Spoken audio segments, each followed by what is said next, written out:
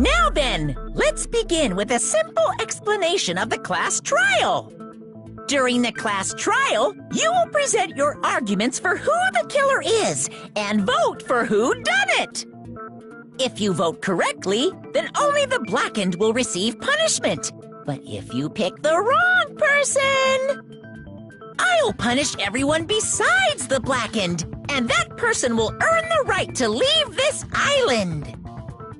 Oh, no matter how many times I hear it, it's such a cruel rule.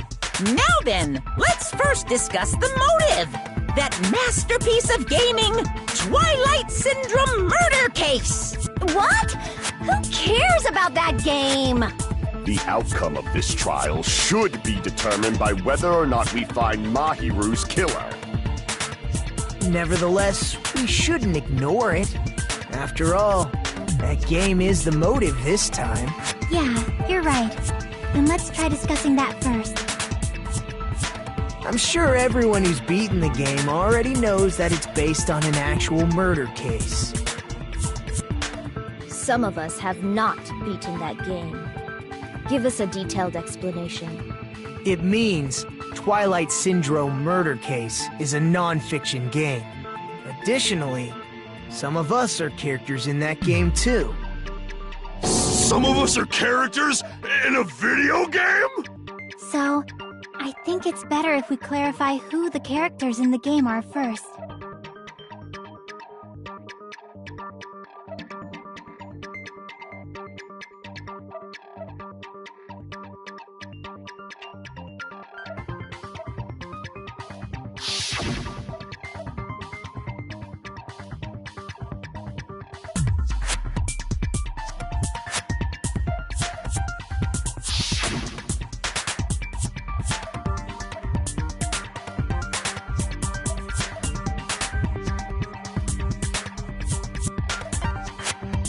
I see! Girl A is probably Nikon Tsumiki. That timid tone. That definitely sounds like Girl A. Based on the list of names in the staff roll, I can't think of anyone else who would be Girl A. Why am I in a video game? That's an infringement of my right to privacy! Ha! A nasty, trashy pig shit like you doesn't have any privacy rights! Ah, a nasty, trashy pig shit. I feel like I heard that in the game too. Huh?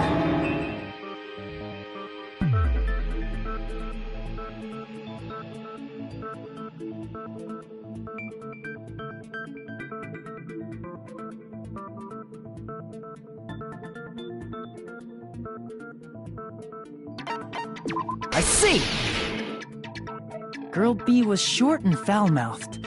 She's probably Hiyoko. Short and foul-mouthed? That's like the complete opposite of me! Anyway, let's move on. Next is Girl C.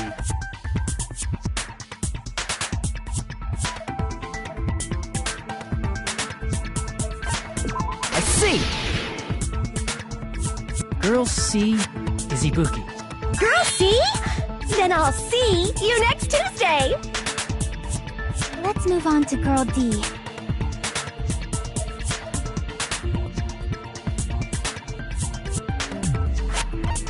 I see! Girl D is Mahiru, the victim in this case. Yeah, that's correct. Let's skip Girl E and talk about Guy F. I see! Aren't you Guy F, Fuyuhiko? I was in a game? That's fucking stupid. That reminds me. Wasn't there another person whose last name was also Kuzuryu? Another person? It was one of the names on the staff roll. The names were Sumiki, Koizumi, Saionji, Miyoda, Sato, Kuzuryu, and then another Kuzuryu. Hold on! Why do you keep saying there were two Kuzuryus? It's not like I'm wrong. That's how it's written on the staff roll. Since you beat the game, You probably know what this actually means, right?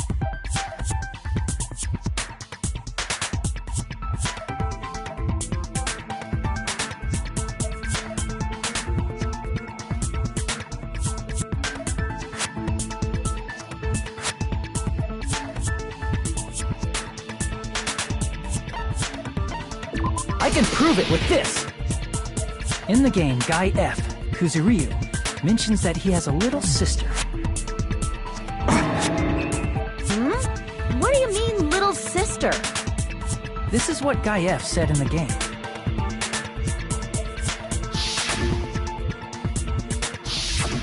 It's pretty clear. There's no doubt that Guy F had a little sister. Plus, the sister actually appeared in the game. That's why the name Kuzuryu appeared twice. By the way, what role did Guy F's little sister, the other Kuzuryu, play?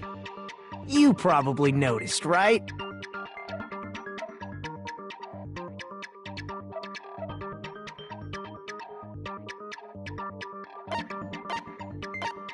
I see!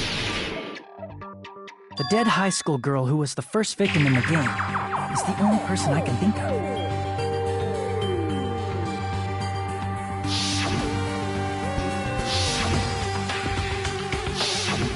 Based on Guy F's tone in the game, it's clear that Girl E is not his little sister.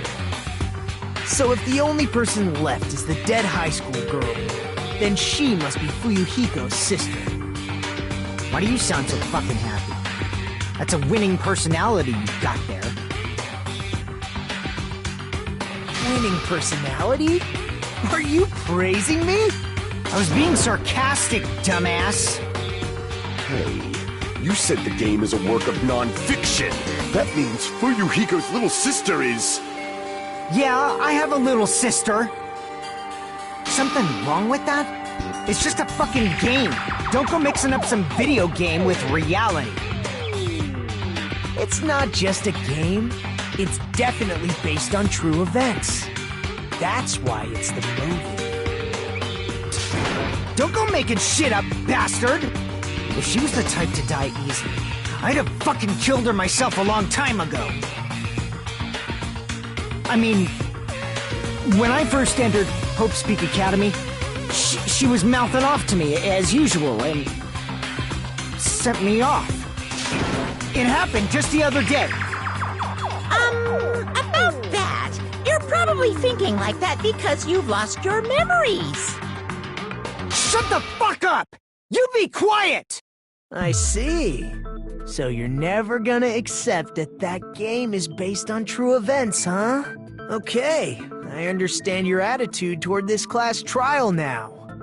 Nagito, you seem to be doubting Fuyuhiko a lot. Do you suspect he's the killer? A mystery that easy would make me feel sad. It wouldn't be good enough to serve as everyone's stepping stone. That's why I'd be much happier if Fuyuhiko wasn't the killer. Okay, you're starting to act weird again. Anyway, now we've established who all the characters in the game are. Girl A is Mikan. Girl B is Hiyoko. Girl C is Ibuki. Girl D is Mahiru.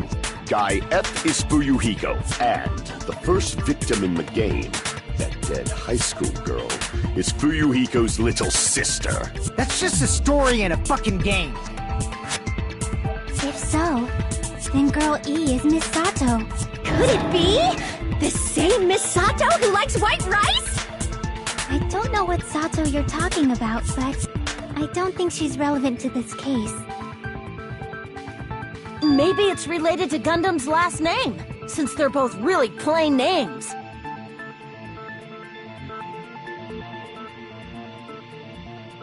Tanaka may be an ordinary family name, but it's far better than Sato or Suzuki.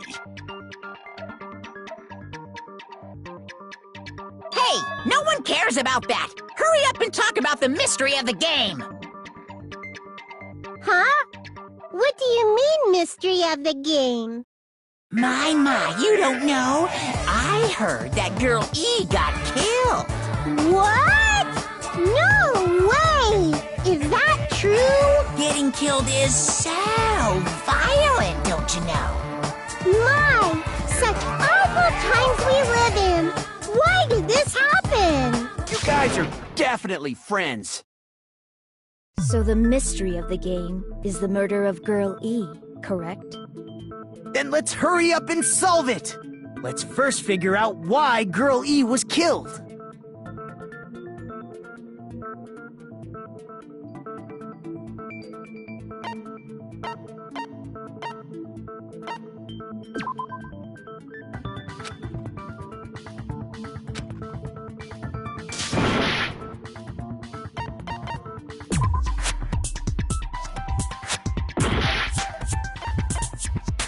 I see! The reason Girl E was killed is because she killed the first victim in the game. Which means Girl E was killed as revenge for the dead high school girl. What do you think, Fuyuhiko? Apparently Girl E was killed to avenge your little sister. You're fucking persistent. I don't care what that game said at all. But... Is that true? Girl E, she killed the first victim? In order to make that clear, we need to know more about the case involving the first victim's murder. It's the murder that occurred in the music room. I knew it would come up, so I prepared in advance.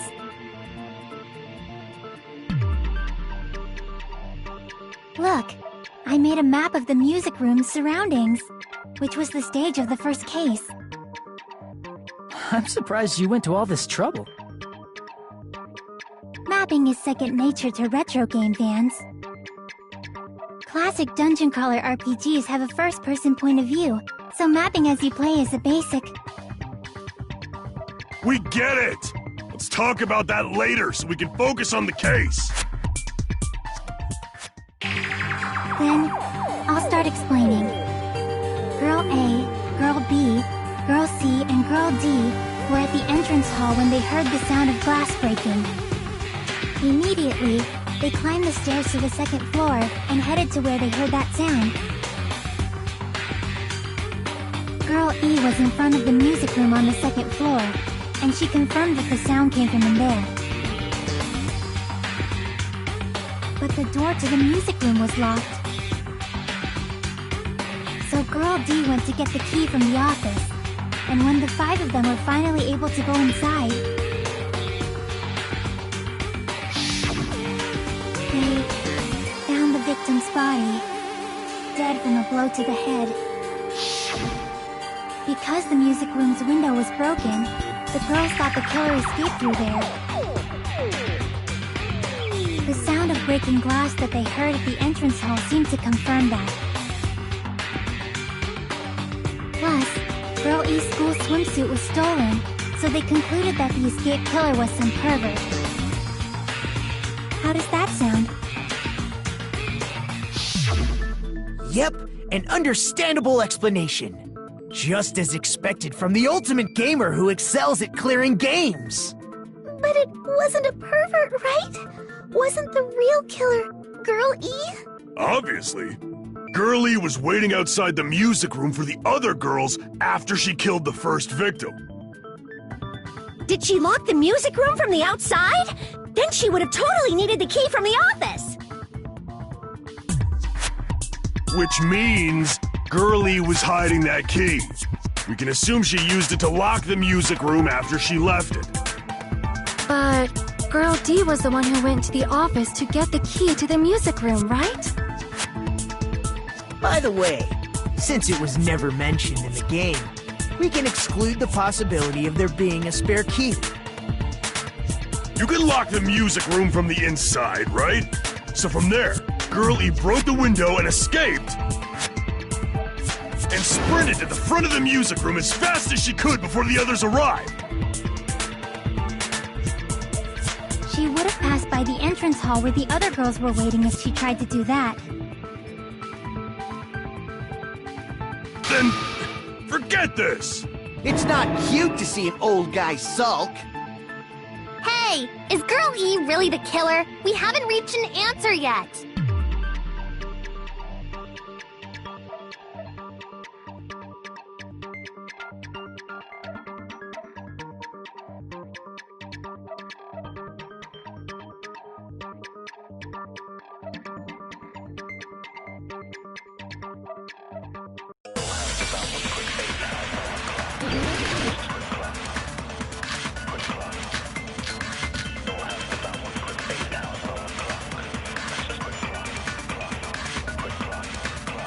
After she killed the first victim in the music room, what did Girl E do?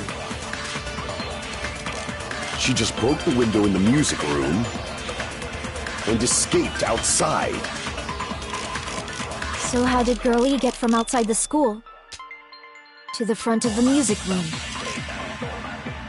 To go back to the music room from outside, you need to go through the entrance hall. Plus, at the entrance hall, the other four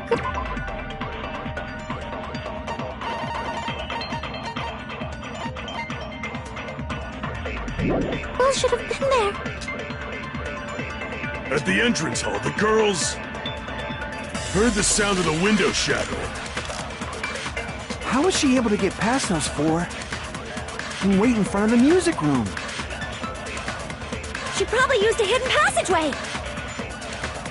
Twilight's hidden passageway is the world's best! After she killed the first victim in the music room,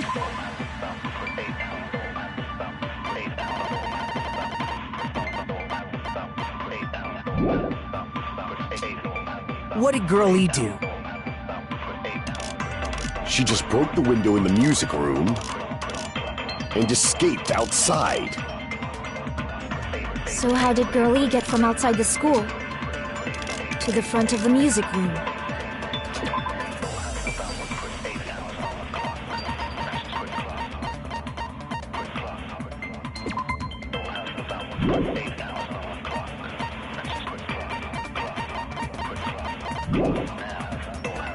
To go back to the music room from outside, you need to go through the entrance hall. Plus, at the entrance, the other four girls should have been there. At the entrance hall, the girls heard the sound of the window shattering.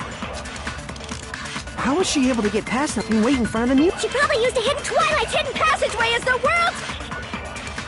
After she killed the first, what did Girl E do? She just broke the window and escaped out. So how did Girl E to the front of the music? To go back to the... You need to go through... Plus, at the other four girls should have... At the entrance hall, they heard the sound of the window shattering. No, that's wrong!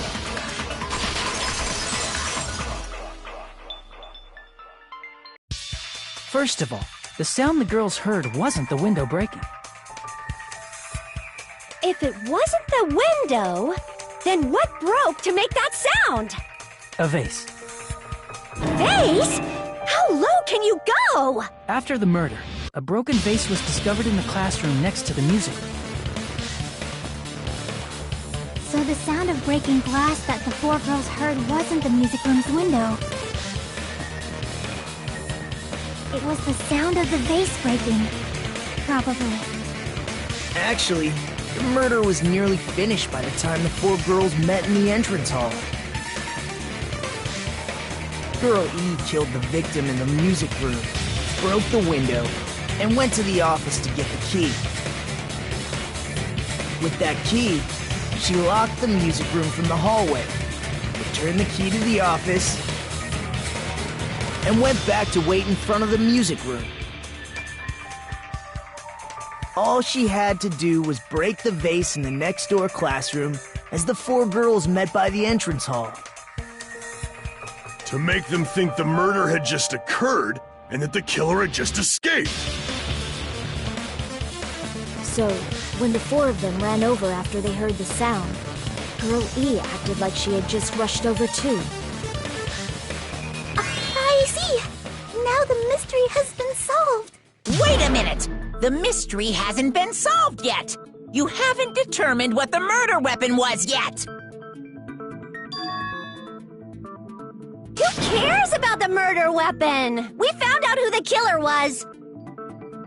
Not cool! I went to all the trouble of making this death march, so you gotta stick with it to the end! What the heck? You're so annoying! Fine, let's figure out the weapon. If this keeps up, I'm gonna feel like I need to shit. Which means I'll feel disgusting. You're the disgusting one. The weapon is pretty unconventional. The answer was revealed in the game, though. Now then, will you guys be able to figure it out?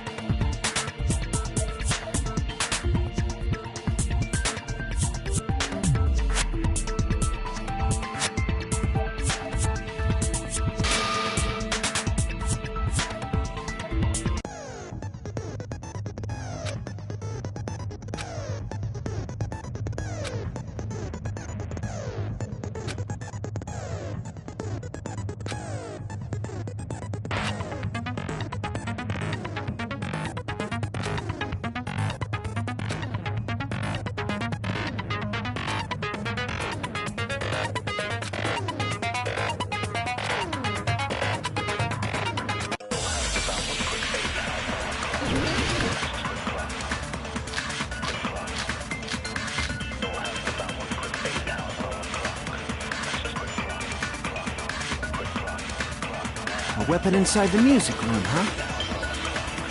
What about broken glass? Isn't the cause of death a blow to the head? Think you attacked her with the fish tank. That's too big to be a weapon. Then the piano. Why are you going even bigger? The investigation conducts universal chaos. It's on that big a scale, too? How about beating her with gravel instead? I agree with that.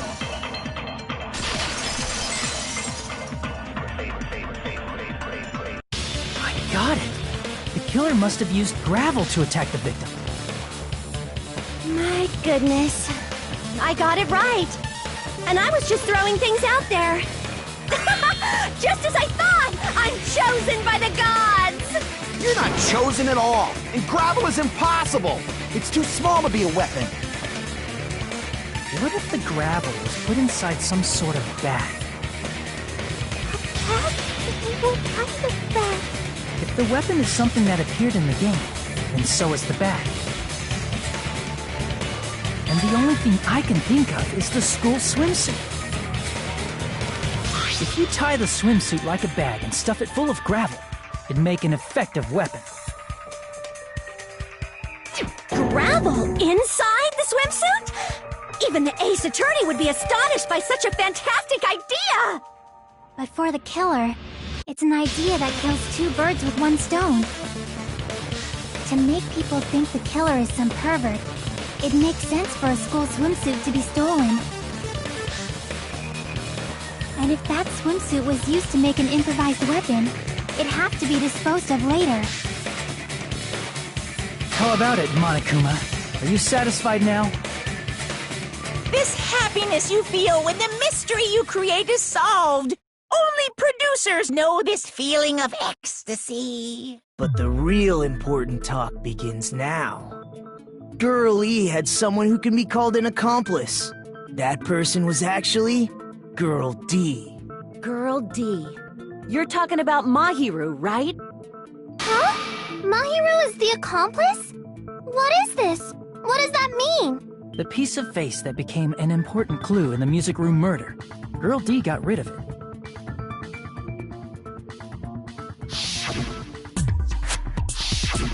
And apparently the reason Girl E committed murder in the first place was to protect Girl D.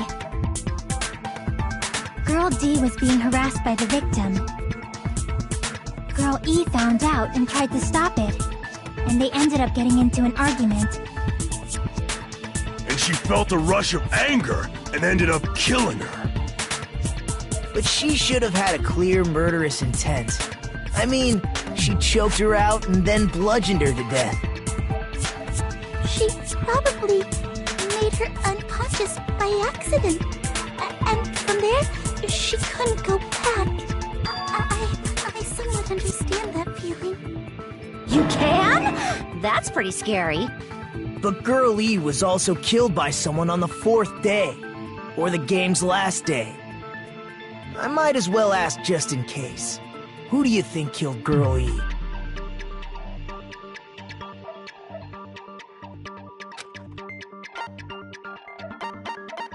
I see! It should have been Guy F.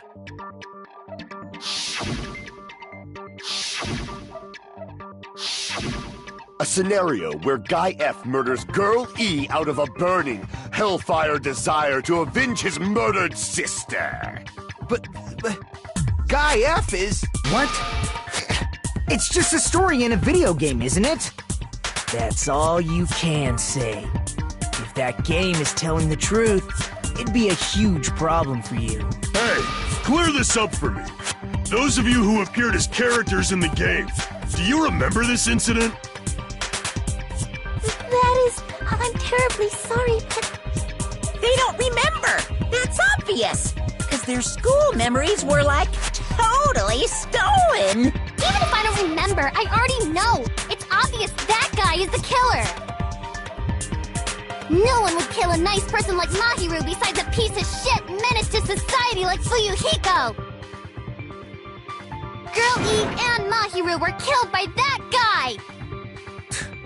You sure do talk a lot of shit. Well, I'm used to it by now. But does Mahiru's murder have anything to do with that game? Perhaps the two are unrelated.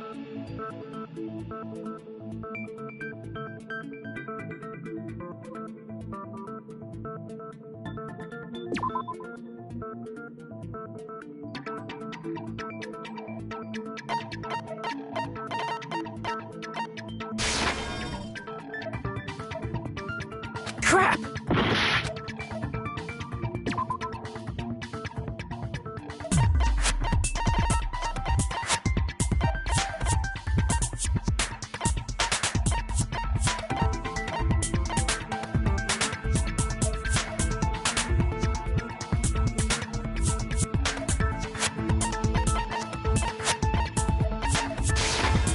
I can prove it with this!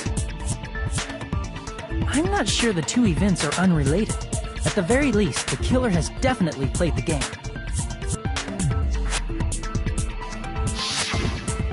As proof, Mahiru, who was killed in the beach house, and Girl E, who was killed in the game, were both killed by a blow to the head with a metal bat. There's no way we can ignore that connection. Someone must have wanted to split her head open the exact same way they avenged the first victim. Hey, why don't you confess already? You're the one who killed Mahiru, right? You better cut that out right now! There is no way a stupid game could be the motive! You're dumb enough to believe that stupid game, and that's why you killed her as revenge! If you keep making up your mind like that, we're just going to go around in circles. And it's true Fuyuhiko may look suspicious, but don't you think that'd be too obvious? What are you... I mean, there's a possibility that it's a trap set by the true killer. Trap? What do you mean? The true killer played that game, and most likely found out about the relationships between the characters.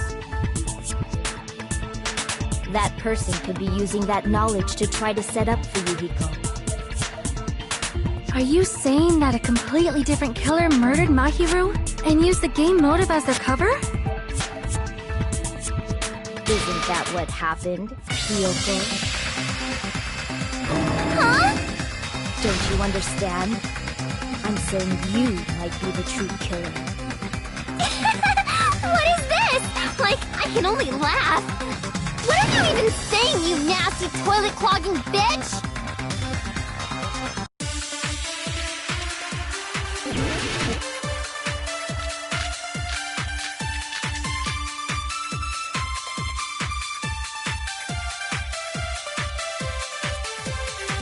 What are you saying, you four-eyed troll?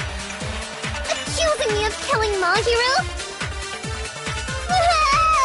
You're so mean! Why do you doubt Hyoko? Do you know where Hyoko was today? She was at the beach house, the scene of the crime. But I didn't go to the beach house! No, that's wrong!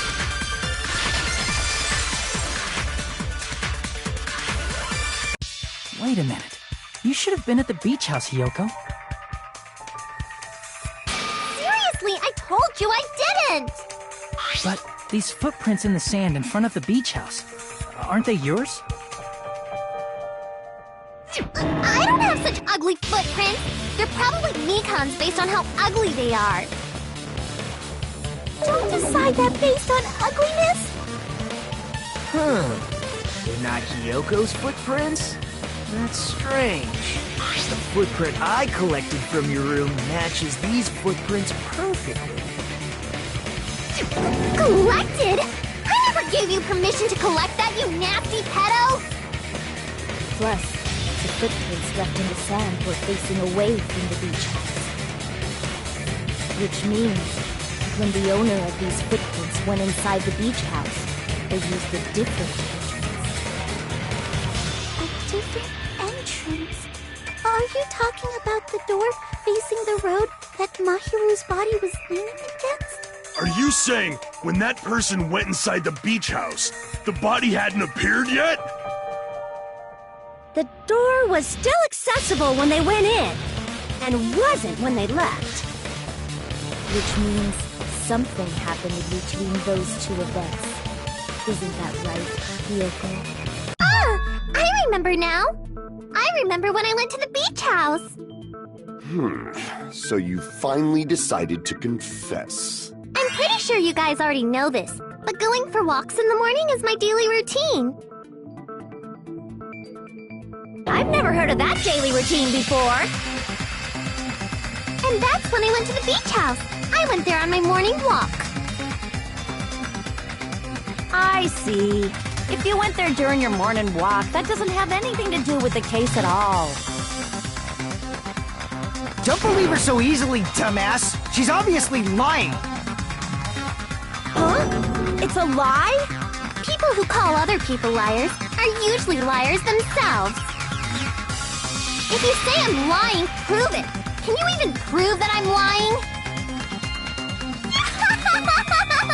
There's no way a bunch of worthless idiots like you guys would be able to do that.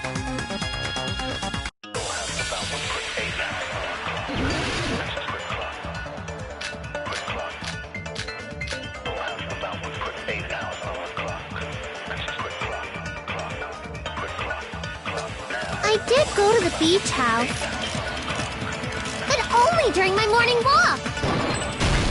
No, that's wrong.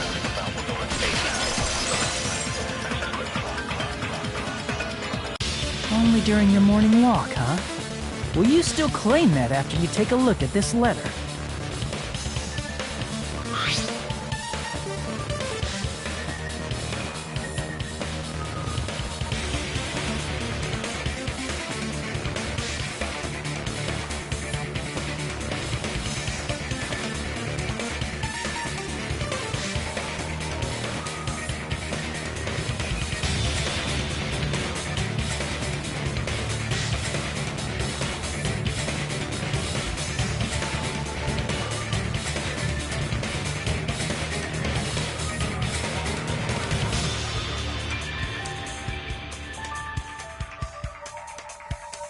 That letter!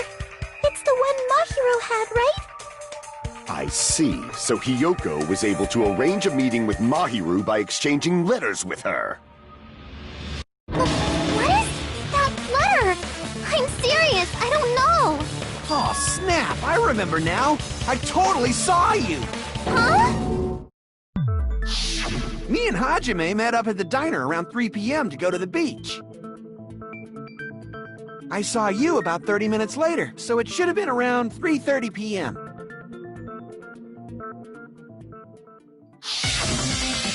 See. So if she met Mahiru at 2:30 p.m., killed her, then ran away afterward, I think 3:30 p.m. is a reasonable time for you to have witnessed Hiyoko. You're wrong! You're totally wrong! Now that you mention it, you also passed by the diner for Yuhiko, so you should have seen Hiyoko too, right? No, I didn't. It's just a coincidence that I passed by the diner. I wasn't even paying attention to the beach house. I went straight back to my cottage after I saw you guys. I didn't see anyone during that time. For some reason, that sounds suspicious too. It's the truth. Deal with it. Just leave him alone. It'd be a waste of time to question him any further. Anyway, that letter in Kazuichi's testimony says it all. You were meeting up with Mahiru at the beach house. Seriously? I don't know! I didn't even write that letter! I'm telling the truth! I really don't know! Is she really crying? Or is she faking it? She's probably faking it. We can assume she summoned Mahiru with the intention of killing her all along. That's why she wrote a letter to let her know where to meet, so the others wouldn't find out. And then you went ahead to the beach house, hid yourself in a specific place, and waited for Mahiru. There's evidence for that too.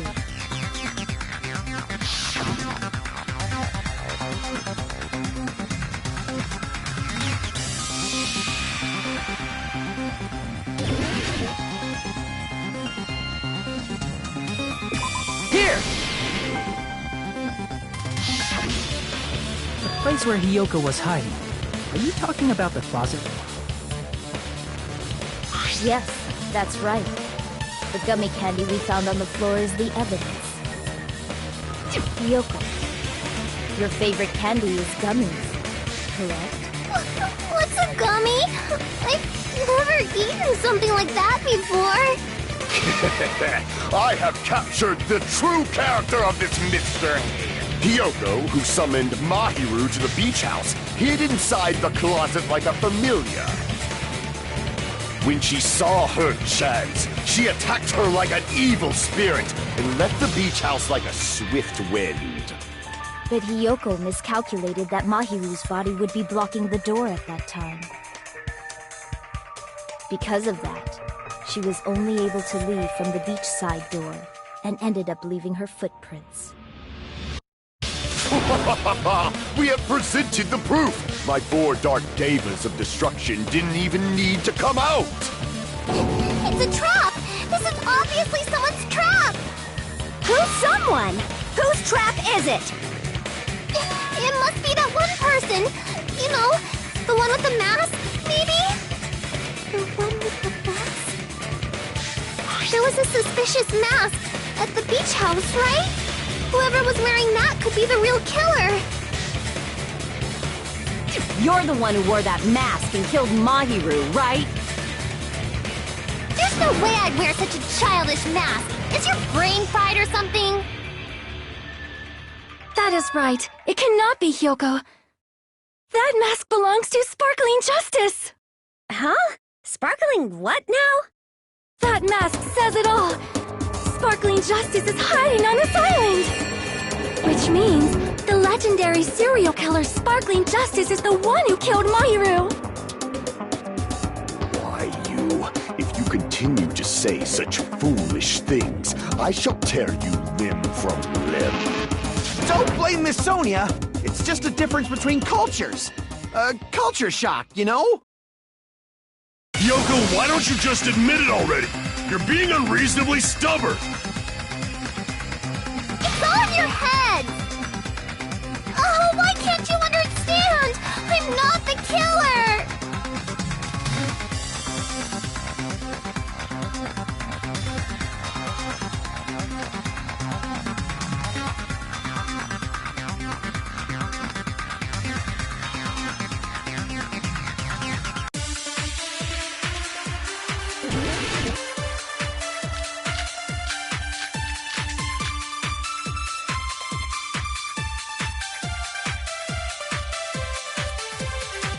I shall render my verdict upon this mystery's conclusion.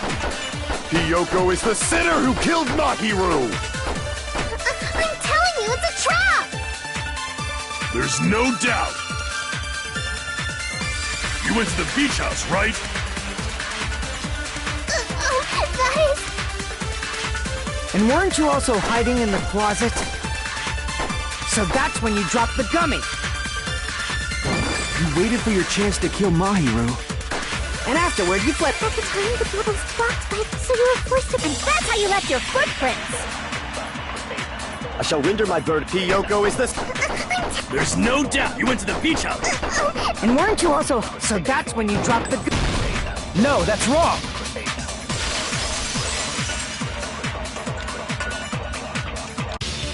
About that gummy, did Hiyoko really drop it? The only one childish enough to eat gummies is that midget over there. You're a midget too, you know. You're the one who worries about never getting taller. It's true Hiyoko likes to eat gummies, but she only eats a specific brand. The brand of gummies you eat only have strawberry, melon, grape, and orange flavors, right? Huh? But what about the lemon flavor? The gummy at the crime scene is yellow, so it obviously looked like it was lemon flavored. Huh? That gummy is yellow? And it's not mine! The ones I eat don't have any yellow gummies! What? That's right. None of the gummy bags in her cottage had any yellow ones. Then we can't assume Hiyoko is the one who dropped that yellow gummy. See? Didn't I tell you? It's definitely a trap! Damn it! Who would set a trap like this?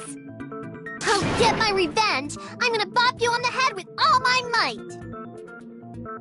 Hold on, you little bitch! You think you're in the clear just because of a little gummy? Don't be stupid! I'm not done backing you into a corner yet!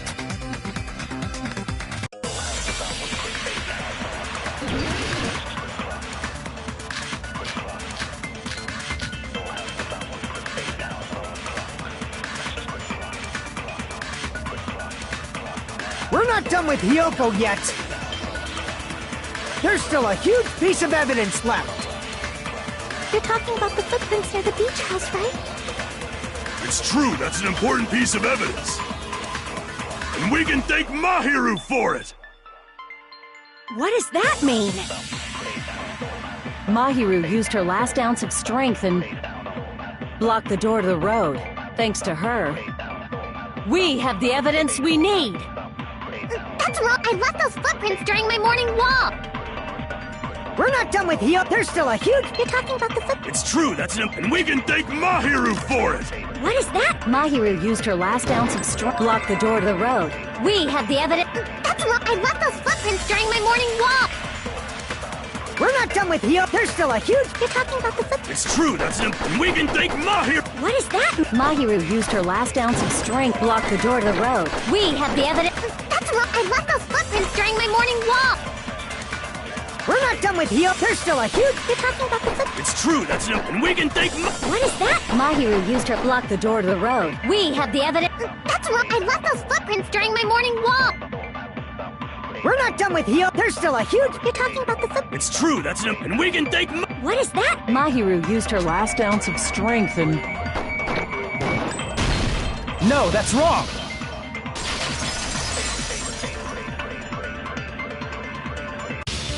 Mahiru didn't block the door. Her death was instant. Instant death? According to my autopsy, yes, there's no doubt that Mahiru died instantly. If you keep making shit up, I'll fucking kill you! I'm sorry! Ryuhiko, you cannot do that. Only a coward threatens women. I'm pretty sure her death was instant, too. I mean, her injury was only a single blow. That's why Mahiru isn't the one who blocked the door. Someone else used her body to block it. Someone else? The killer, of course. They're the one who blocked the door with Mahiru's body. That's why there were bloody drag marks left on the floor. But why did the killer block the door? Just ask Hiyoko. She's the killer after all. Seriously! That's not true! Let's assume Hiyoko is the killer. Wouldn't that mean she's also the one who dragged the body? If she handled a body that bloody, I think her clothes or skin would have been stained with blood. Huh? But when I saw her, she was clean. See? I told you I wasn't the killer! Yay! With this, my innocence has been proven! I won't let you look down on me! We haven't decided that yet! Hey, Fuyuhiko, why do you keep insisting that Hiyoko is the killer? Shut up! I'm telling you, she's the killer! That little bitch is definitely the killer!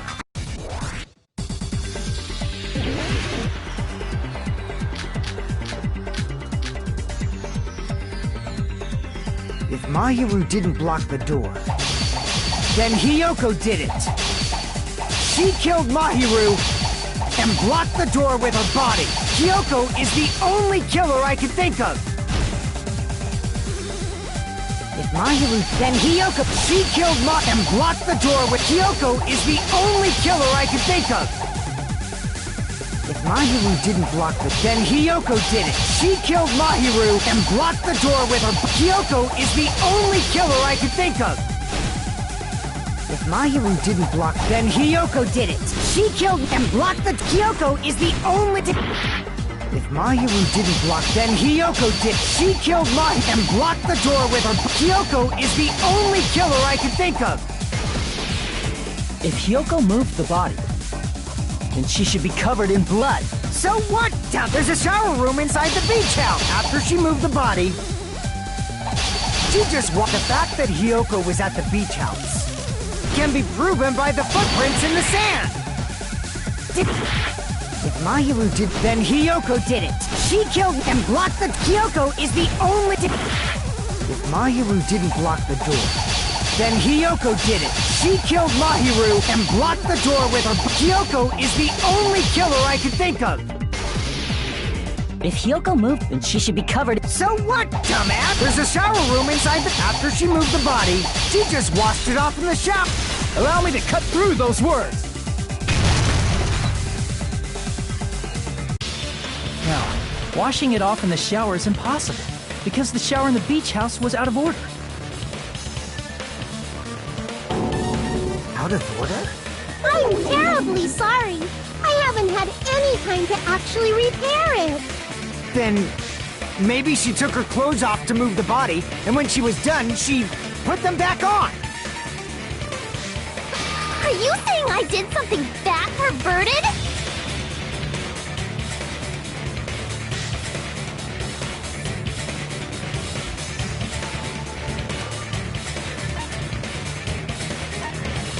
I see.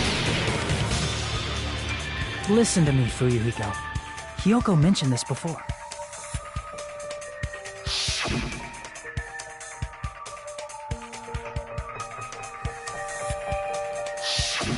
Which means Hiyoko can't change by herself. It's impossible for her to put on and take off her clothes. What? Oh yeah, she couldn't even tie her sash on her own. That's why she couldn't take a bath and smelled bad. I didn't smell. I only smelled a little. Oh, wasn't changing inside the beach house prohibited in the first place? Yes, if you broke the rules, I'm pretty sure Monokuma wouldn't have kept quiet. Damn right! I'm such a stickler for the rules that even safari park rangers want nothing to do with me! If she didn't change her clothes, then what did Hiyoko do with the blood that got on her? Like I've been saying, the blood wasn't on me in the first place, because I never touched Mahiru's body. Hey, if you think about it the other way around, does that mean whoever was covered in blood is suspicious?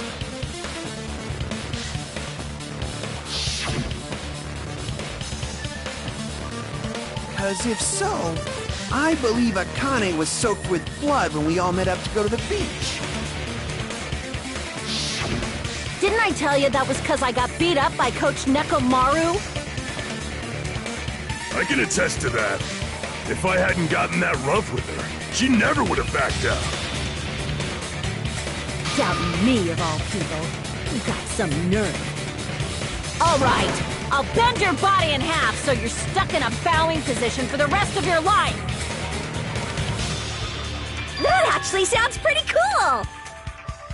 The hell it does! Hey, more importantly, I'm okay now, right? It's okay that I'm not the killer? Yeah, seems like it. See? I already told you. There's no way I'd kill Mahiru. 'Cause Mahiru taught me how to wear a kimono, and she was very, very kind. There's no way I would kill a nice person like her! Why wouldn't you believe me earlier? You guys are stupid! Stupid, stupid, stupid! Hyoko, please don't cry. Everything is fine now, right? Shut the hell up, Pig Bart! I hope you get a hangnail and die! I'm sorry for being Pig Bart.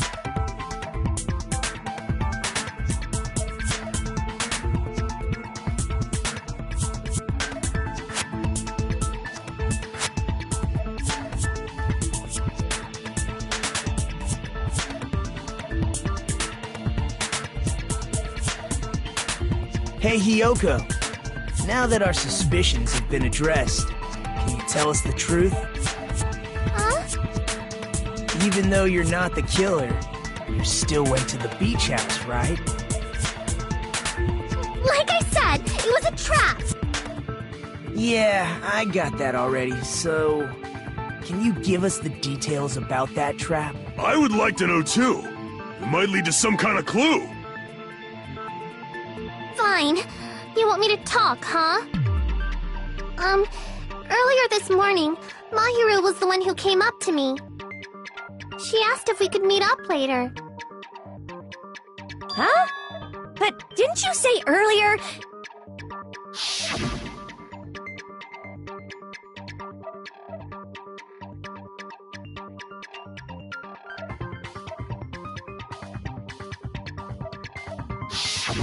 Damn it! So that was a lie? 'Cause I thought it'd be doubted if I admitted it. So I figured it was better not to say anything. So, what was your answer to Mahiru's invitation? I told her it was fine. I mean, I didn't have a reason to say no. Unlike everyone else here, Mahiru was someone I wasn't embarrassed to be seen with. You always have to say something snide. At the time, we were supposed to meet around 2 p.m., but... Around noon, there was a letter inside my mailbox. A letter? Yeah, this one.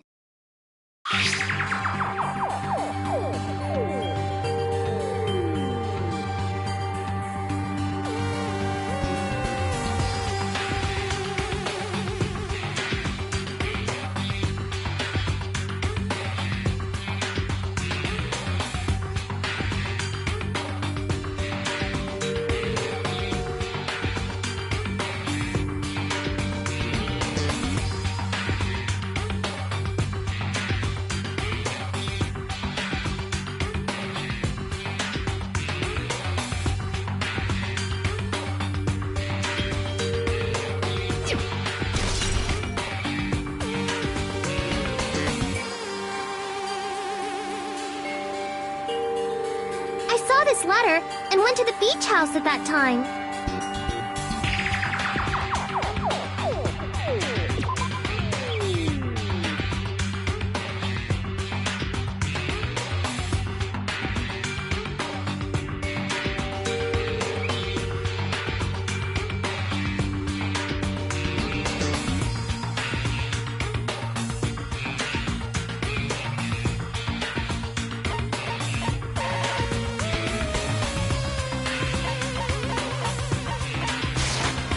I can prove it with this!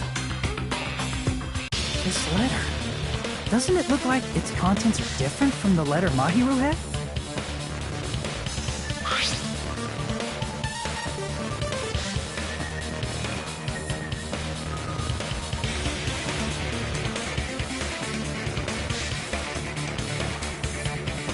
Mahiru's letter said to meet at 2:30 p.m., but in Hyoko's letter...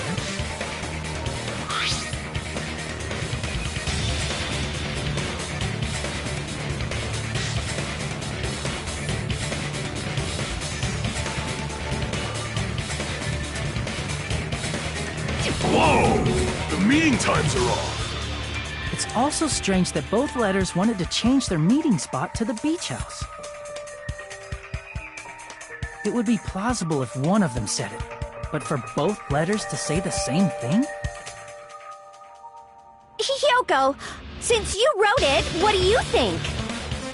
Like I said, I never wrote the letter. How many times do I have to tell you?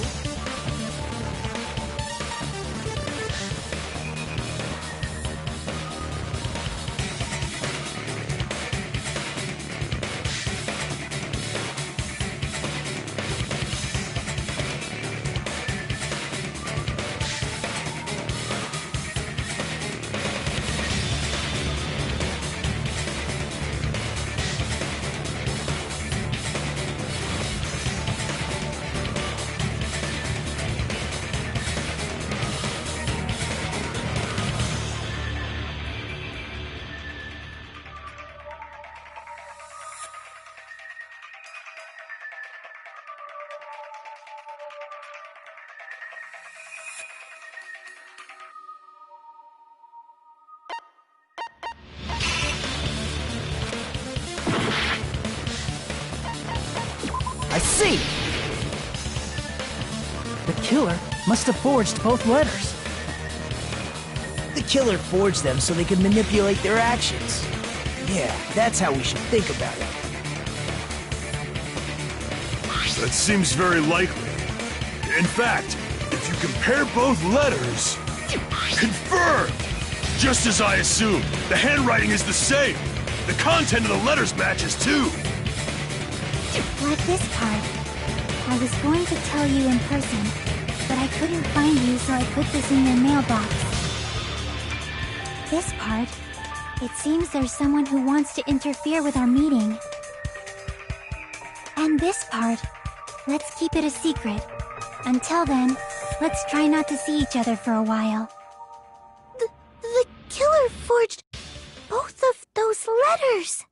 In doing so, they were able to control Hyoko and Mahiru to do their bidding, like a netherworld puppeteer. So they completely tricked me. And then... Mahiru's killer! How mean! Give me back Mahiru! Really? This is really terrible. I've offered to help so many times. But the killer this time didn't discuss their plan with me at all. It's all my fault. I'm so ashamed of being unreliable. Here we go again. Once we let our guard down, this happens. We can just lightly punch him to death later. So based on what the letter said, you went to the beach house at 2 p.m., right, Hyoko? What's most important is what happened afterward. What on earth happened there? I fell asleep! Why'd you fall asleep? It's not like I wanted to. I think I was forced to get a whiff of some kind of medicine or something. Medicine? That medicine... Could it be? Did they get it from the drugstore? I thought that place seemed unsafe. They even have prescription medicines laying out in the open. If you were aware of that from the start, you should have done something about it. I'm sorry. When I woke up, I was inside a small closet. And when I rushed out, I saw Mahiru's body. And that's why you ran out of the beach house in such a panic! I was scared. I was really, really scared. Really scared that I couldn't help, but... The killer probably planned to frame Hyoko from the start. And for that reason, they summoned Hyoko before Mahiru, put her to sleep, and shoved her inside the closet. So their reason for blocking the door with Mahiru's body was to make Hiyoko leave her footprints as evidence. Everything was done to frame Hiyoko as the killer. That's horrible! I didn't do anything wrong, and I was framed by Mahiru's killer!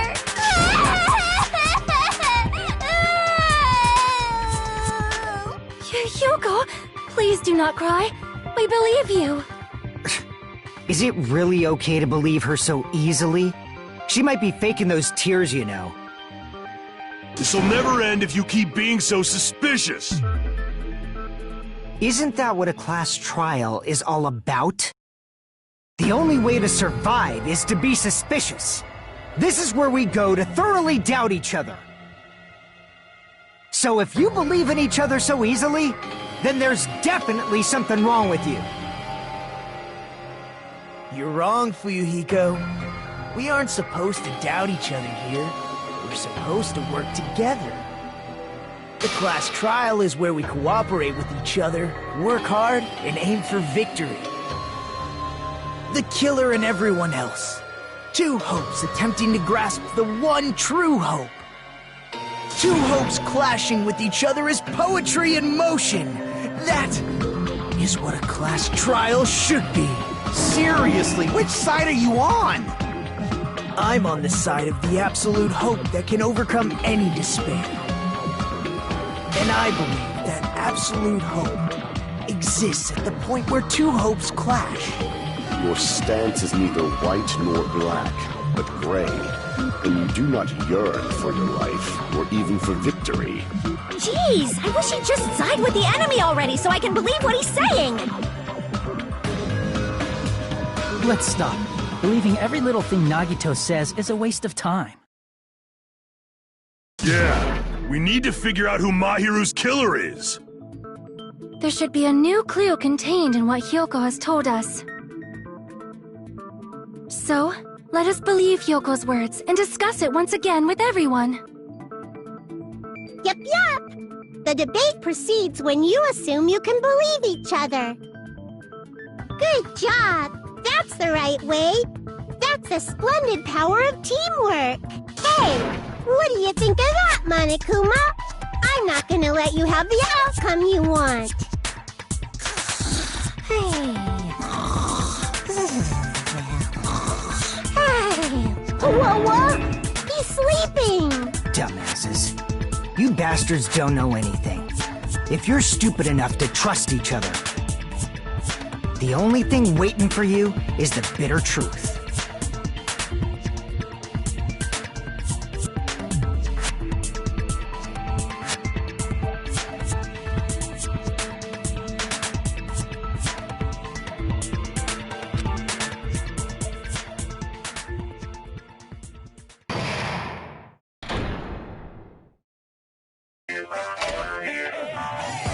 Well now.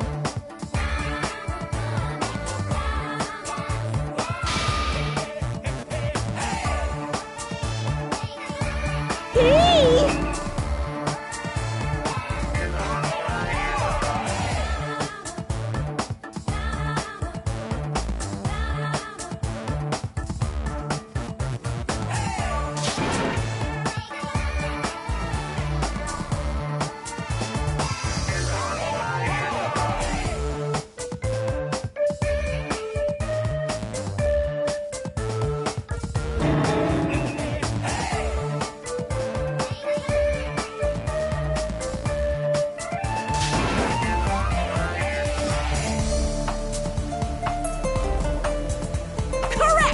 You say Nanu in German when you're surprised.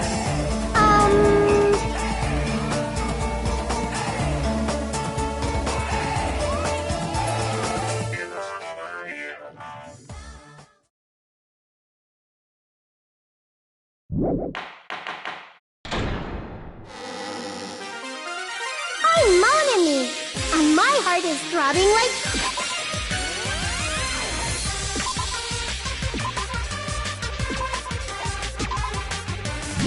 crazy right now. To think that the person who killed the wonderful Mahiru Koizumi is in this room! Impossible! Impossible! That's so impossible! There's no way I can believe that! I can't do anything! How annoying! But I'm just gonna believe in everyone. That's the least I can do. Everyone do your best. Don't lose to yourselves. And don't forget to save regularly.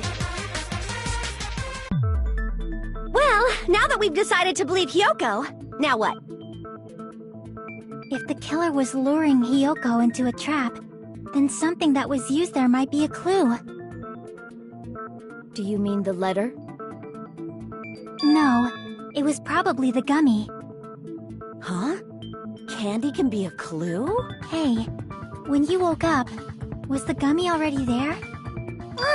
Now that you mention it, I feel like it wasn't. Just as I thought. Just as you thought? If the killer planted evidence while Hiyoko was there, she would have thrown it away if she found it. Which means the gummy was placed inside the closet after Hiyoko fled from the beach house? The killer returned to the scene of the crime? After I left? They wouldn't have to do something that troublesome as long as they hid somewhere within the beach house. That's impossible! There's nowhere to hide!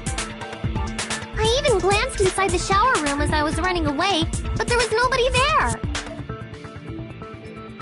Then, does that mean the killer came back?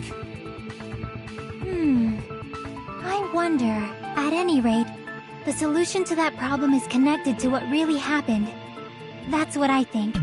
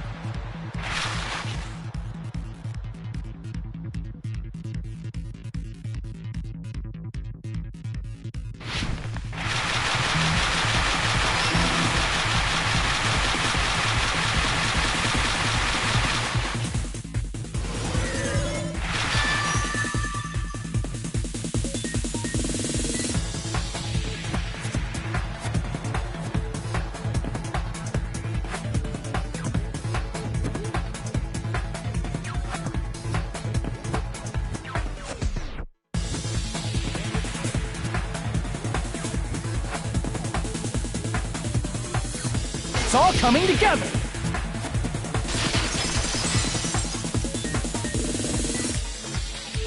Do you think the killer might have been hiding? You spent all that time time thinking just to say something so pointless. How disappointing. Didn't I just say there was nowhere to hide? Do I have to explain it in another language so you can understand? Her personality got a hell of a lot more forceful once she stopped being a suspect. No, there should have been a place for them to hide. A place you didn't look, Hiyoko. What are you saying? Stop being annoying or I'm gonna make Akane bop you on the head and shut you up for good!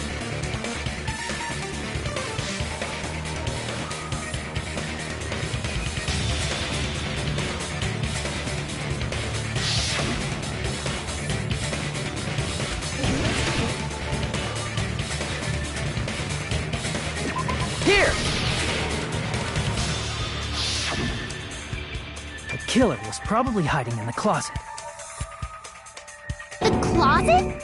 That's where I was locked up! After you woke up, you said you rushed out of there, right? Then you probably didn't look inside the closet very carefully. But could two people even hide in such a small place? And without Hiyoko knowing? That's why the killer made sure to arrange a hiding place.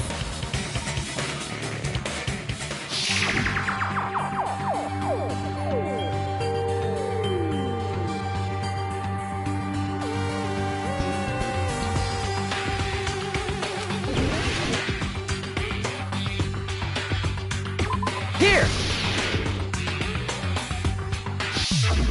What about the surfboard case in the closet? I'm pretty sure they could have hidden in there. Huh? Inside the surfboard case? But the shelf it was on, it was pretty messy, don't you think? 2 surfboards were stacked on the top shelf. And there were surfboards that weren't even in a case. The killer probably did that on purpose to secure a hiding place. 'Cause we haven't been on this island that long, so the closet shouldn't have been that messy, I think. Then, the killer was close to me during that time? Yeah, they were quietly holding their breath and hiding very close to you. It's kind of like in for a penny, in for a pound, so to speak. Don't you mean it's always darkest under the lighthouse? I shouldn't say things I don't understand, like, so to speak. Anyway, the killer hid silently, and after making sure Hiyoko left, they finally left the surfboard case. I agree with that as well. Seriously, nobody asked what you think. There's no way the killer would leave Hiyoko by herself if they were trying to frame her. If Hiyoko was left alone and ruined the evidence the killer had planted, it would have messed up their plan. Instead, it makes more sense to think that the killer was hiding in the beach house, watching Hiyoko. Saying whatever you want, even if we didn't ask. Alright, if you don't want to friggin' get punched, just stand still and let me punch ya! Oh, you shut up. Then, grit your teeth. Sorry, Akane. It's not like that. Hey, Monokuma. Can I ask you about something that seems strange to me? I believe Prince Shotoku was from the future. A man from the future is always directing the flow of history. I'll listen to your story about men from the future some other time. As I recall, the body discovery announcement is made when 3 or more people discover a body, right? Is the killer also included among those 3 or more people? Yeah, that's true, but, well, something like that is basically what it's supposed to be. You don't sound very articulate. Jeez! You're pretty annoying for noticing something like that! I know it sounds like an excuse, but the body discovery announcement isn't supposed to be used for deduction. It's intended to create a fair trial. It's supposed to let everyone know a body has been found. So you're saying it's unfortunate that I used it for deduction? I understand your excuse, but depending on who actually found the body, it's possible that your 3 or more people rule could be deadly. Well, as long as I keep things ambiguous, I can respond to situations with some flexibility. Flexibility, huh? So what about this time?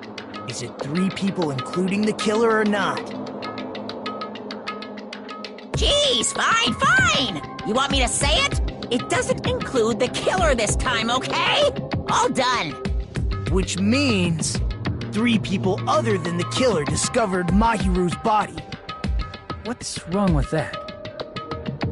Nothing. I just thought it was somewhat strange. More importantly, let's get back to our original topic. You're the one who went on a tangent! We were just saying the killer was hiding in the surfboard case, right? And after Hyoko ran away, the killer got to enjoy the simple life of destroying evidence. However, before we proceed any further, there's something we have to make clear. The killer blocked the roadside door with Mahiru's body before Hyoko ran away. But what about the blood? Now that you mention it, that mystery hasn't been solved yet. It's going to be alright. If you guys have come this far, I'm sure you can discover that answer too. Now, let's start the argument, shall we?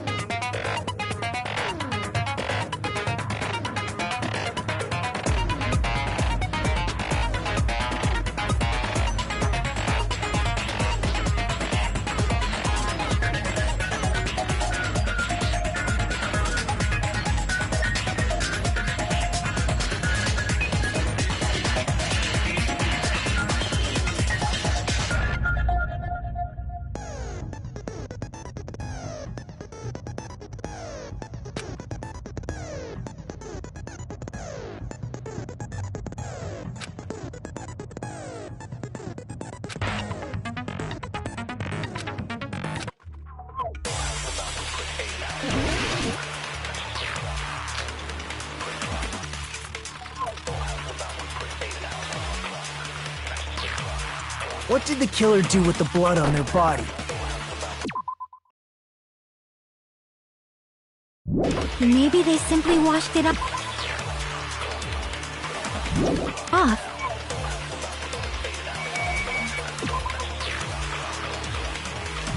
They couldn't use the shower, right? So washing it off would have been impossible. They didn't have to use the shower. What about the wetsuits in the closet? Maybe they wore one when they moved the body. If they used something other than the shower... What did they do with the bloody wetsuit? They cut it up and whoosh. As someone who flushed, it would definitely Maybe it's because perhaps someone other than the killer... Maybe they were able to wash it off. What did the killer do? Maybe they simply... They couldn't use the so washing it off... They didn't have to... What if maybe they wore one? If they used something other... What did they do with the bloody wetsuit? They cut it up and... As someone who flushed, it would definitely Maybe it's because perhaps someone other... Maybe they were able to wash it off. What did the killer do? Maybe they simply... They couldn't use the so washing it off... They didn't have to use the shower. What about the wetsuits in the... Maybe they wore one when they moved... If they used something other than the shower... What did they do with the bloody wetsuit? They cut it up and... As someone who flushed, it would definitely Maybe it's because perhaps someone other... Maybe they were able to wash it off. What did the killer do? Maybe they simply... They couldn't use the so washing it off... They didn't have to... What if maybe they wore one... If they used something other than the shower... What did they do with the bloody wetsuit? They cut it up and... As someone who flushed, it would definitely close. Maybe it's because of perhaps someone other... Maybe they were able to wash it off. What did the killer do? Maybe they simply... They couldn't use the so washing it off. They didn't have to... what if maybe they wore one? If they used something other than the shower... What did they do with the blood? They cut it up and... As someone who flushed, it would definitely close. Maybe it's because of perhaps someone other than... Maybe they were able to wash it off. What did the killer do? Maybe they simply washed... They couldn't use the shower, right? So washing it off would have been impossible. No, that's wrong!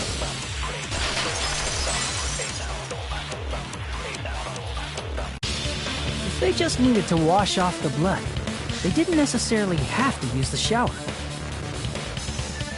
They could have just as easily used something else. Something other than the shower. Like what?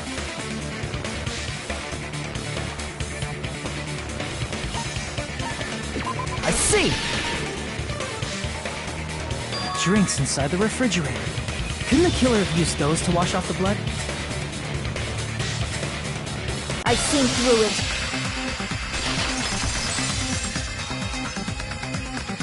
In theory, then, that's impossible. Why? Try to remember the refrigerator carefully, and then you will understand that there's no possible way the drinks in the refrigerator were used.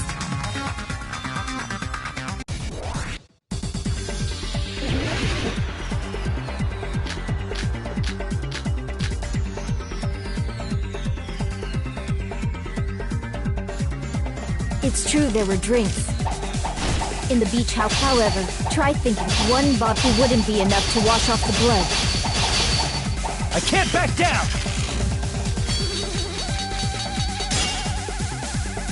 It's true there were in the beach house. However, one bottle wouldn't be enough to wash off the blood. I can't back down!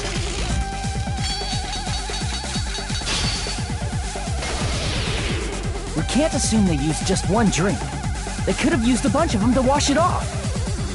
Didn't I say it was impossible? There were only flavored drinks with color. If you use those, the blood won't come off and it will leave an air, especially if you use that alone would raise suspicion.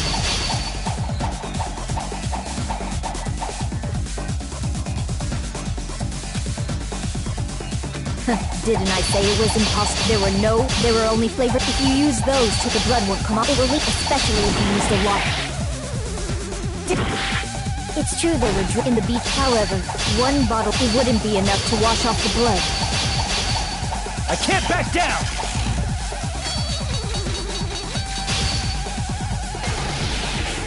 We can't assume they could have used a bunch of them. Didn't I say it was? There were no water bottles in the river. Allow me to cut through those words! Oh, there were water bottles inside the refrigerator. How many times do I have to tell you? There were no water bottles in there whatsoever. That was after the incident, right? But before the incident, there were water bottles in the fridge. And the killer took all of those water bottles and used them to wash the blood off their body. So you're saying the water bottles were gone? Because they were all used? That's a logical fallacy. It's not a fallacy. There should have been evidence inside the trash can. Evidence like a lot of thrown away plastic water bottles. Isn't that right, Chiaki? Oh, you're right. These bottles look like they may have been filled with water. Well, now that you mention it, when I went to the beach house a few days ago, I feel like I drank one of those plastic water bottles. You should have said so sooner! Then, the plastic water bottles were used in place of a shower. Dousing your body with lots of water bottles is such a simple and easy to understand explanation.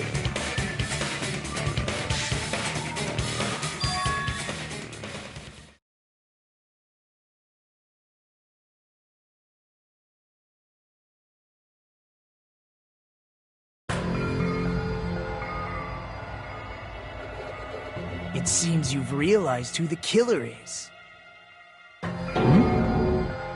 See? Just as I thought. Hold on.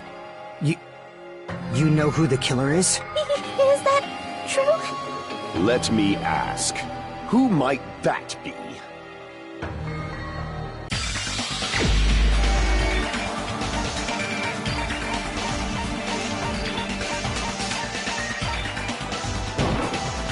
You're the only one!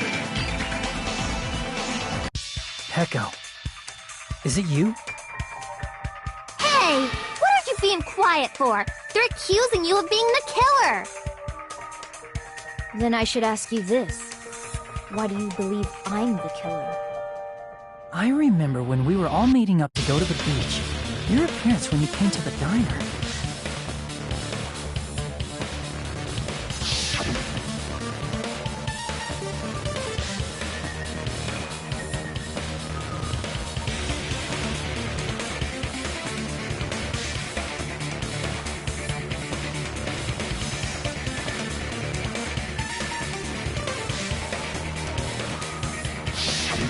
If the killer really did wash the blood off with water bombs, they'd have to drench their entire body.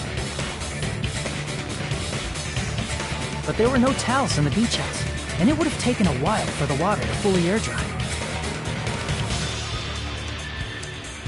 So you said you went swimming so you'd have a cover story.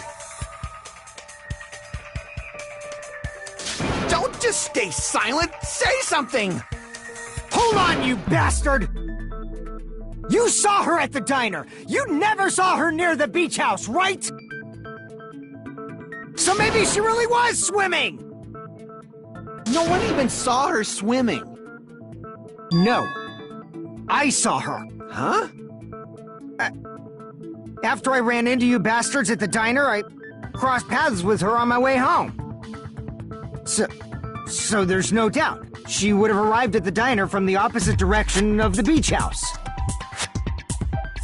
Hold on. That's strange. Didn't you just say this earlier?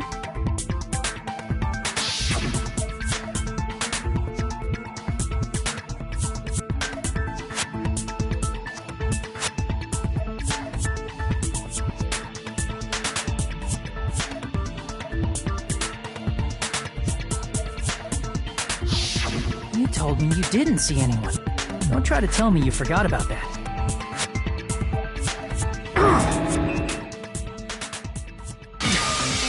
Not so fast! It's too soon to decide she's a killer! We haven't established how the killer was able to leave the beach house! Now that you mention it, you're right. The roadside door was blocked, and if it's impossible to leave from the beachside without leaving footprints, then how the fuck did the killer escape? Why are you all fired up, UwU? You're not the suspect. Peko is. Who cares about that? Answer me! If you have an explanation, then show me what you got! We might have an answer. Huh? Do you really? This mystery seems unsolved. Well, if Peko is the killer, then I might just have an answer to that mystery. I see. Then let's hear this alleged method of escaping the beach house. First, let's establish how the killer escaped.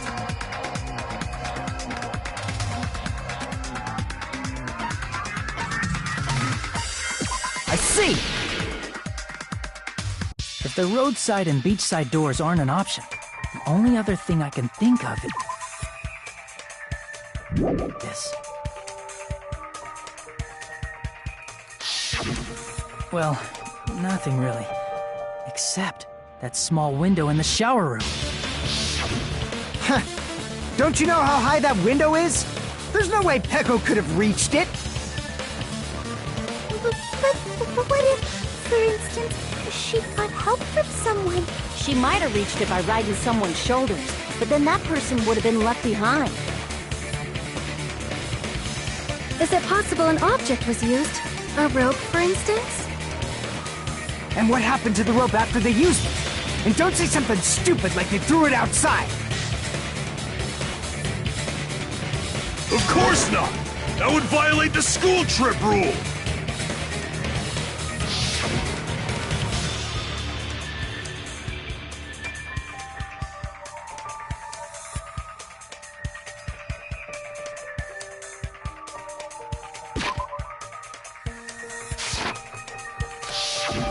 Littering is prohibited. Even if it might be evidence, rules are still rules. You see? There's no way they'd be able to escape from that window. No, they just have to use an object. Chiaki, don't fall asleep on us! We just said they couldn't use an object! You did? I thought you were saying they couldn't dispose of an object. I see! You don't have to throw it away if you can just hide it somewhere on your body. Huh? Pekka was wearing a swimsuit, remember? Where would she even hide an object? And if you say she hid it in her special place, I'll stab you in yours! No! Please don't be violent!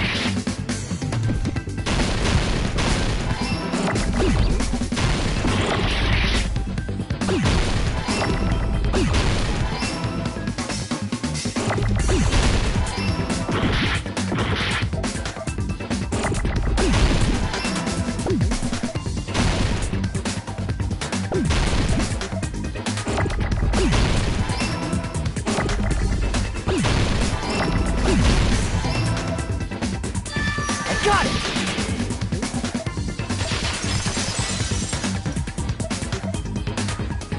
Peko, you carry that bamboo sword on your back at all times, right? If I recall correctly, you had it then too.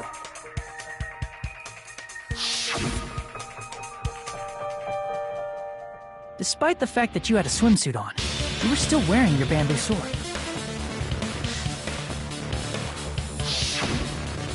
Are you saying she used that bamboo sword to escape through the window? Yeah. Peko used that bamboo sword as a step stool and escaped out the window. Sword as a step stool? You see? I knew it! I knew it was a ninja! Didn't I tell ya? A ninja could have climbed that easily! Ninjas know a climbing trick where they lean their sword against a wall and use the handguard as a step stool. Wow! Just like a Japanese ninja! Miss Sonia, ninjas only exist in Japan. Well, it is a bamboo sword, but I'm sure a slender girl like Peko could easily use it to climb. Well, Peko, do you have anything to say?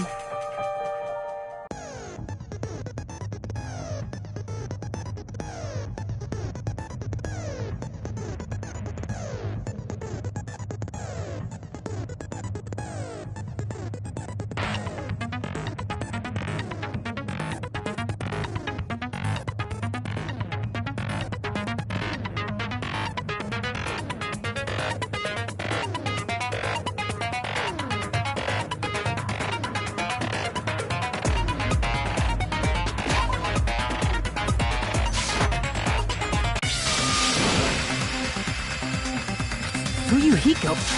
Shut up! Just shut the fuck up and answer me! If you have an answer, then fucking give it to me! If she used the bamboo sword as a step stool, it would have been left behind!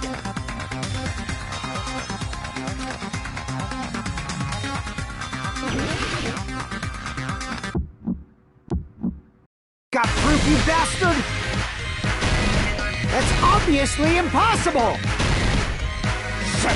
Shut up! Shut up! Don't fuck with me! Got proof, you bastard? Shut up! Shut up! Don't fuck with me! Got proof, you bastard? That's obviously impossible! Bastard! Got proof, you bastard? I'll sell your fucking organs! You're pissing me off! You're pissing me off! Bastard! Shut up! Shut up! Shut up! Got proof, you bastard? That's obviously impossible! Shut up! Shut up! Don't fuck with me! If she used the bamboo sword as a step stool, it would have been left behind! This is the end!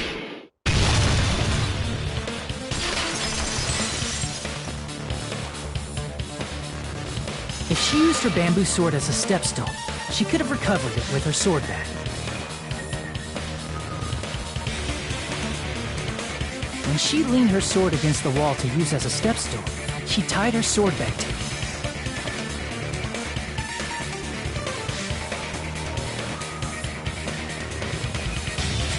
And after she climbed up to the window, as long as she hauled the bag up toward her, she would have been able to recover her bamboo sword. I see. Not just the bamboo sword, but even the sword bag, too. She used them both to escape. Akane said she's like a ninja, but it's nothing as silly as that. Simply put, only Peko could have performed this feat. An escape plan befitting of the ultimate swordswoman. Even so, how disappointing. If you'd only let me work with you, it would have been an even greater plan. Oh, you just back off! Is it true? You killed Hold on! You're just making assumptions! You don't have any proof. I won't accept this unless there's proof! Got it, you bastard? It's fine. Huh? I said it's fine. Saying anything more would just be an exercise in futility.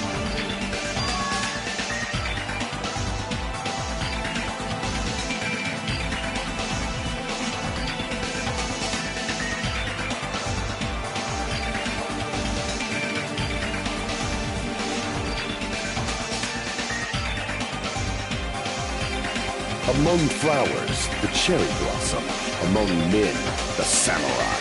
I commend your decisiveness, Beast. Very well. If you admit it, this ends now. Let's cast our votes.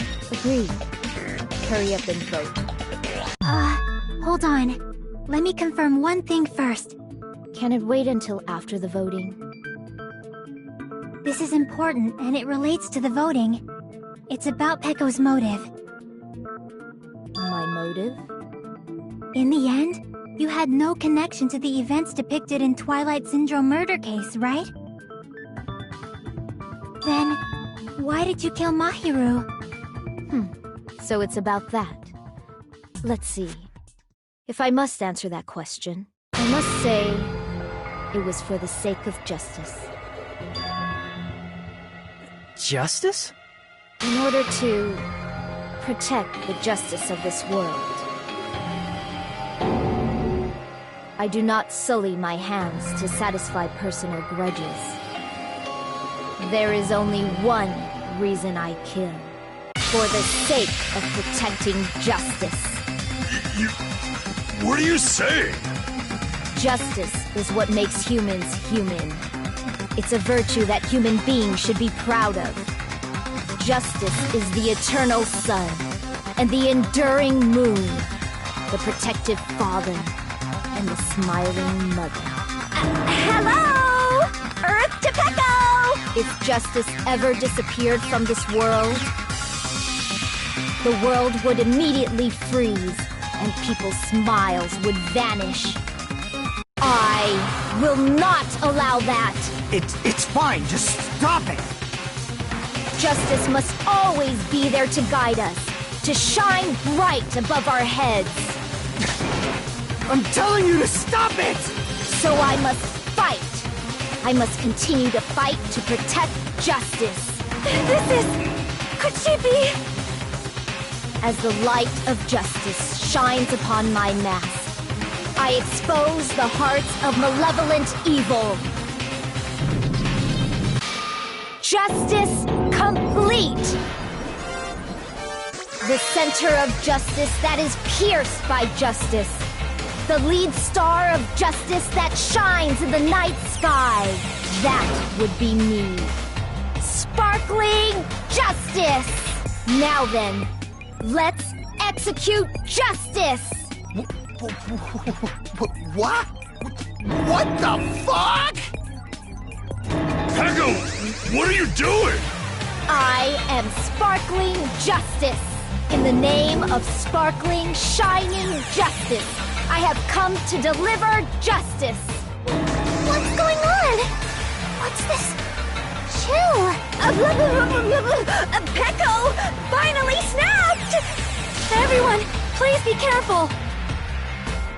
Sparkling Justice is a serial killer who claims to be an ally of justice. Clad in her various hero masks, she is a serial killer who exclusively targets other criminals. She is supposed to be... but... Huh? An ally of justice? So that's why you're wearing a mask! This mask is the dividing line.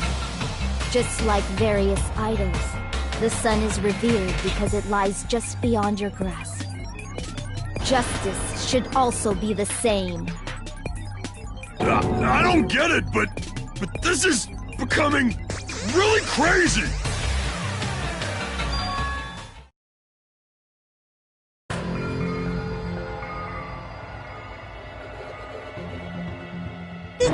This is turning out to be a surprising turn of events. Hey!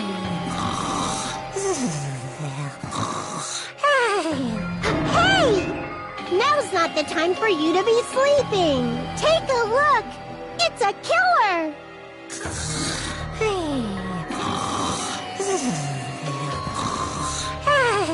This again?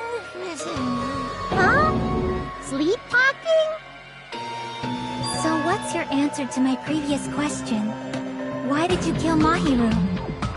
This world must always be bathed in the light of justice. I must not allow even one shadow.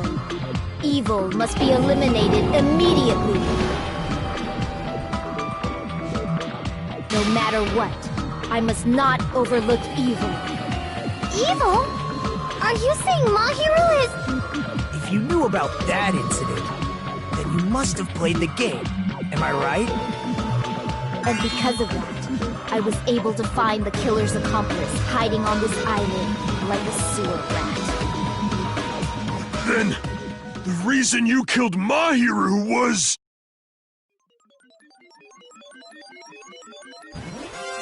To protect justice, of course.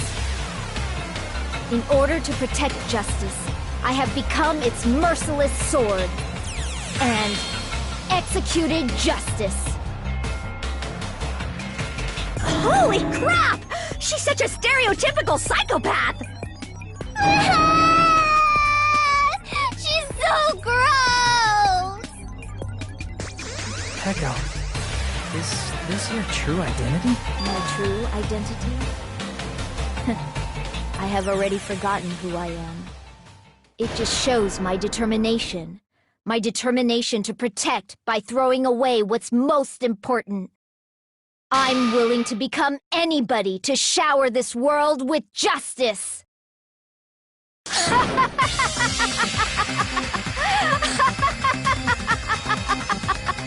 Oh, I can't stand this anymore! Let's just end this farce already!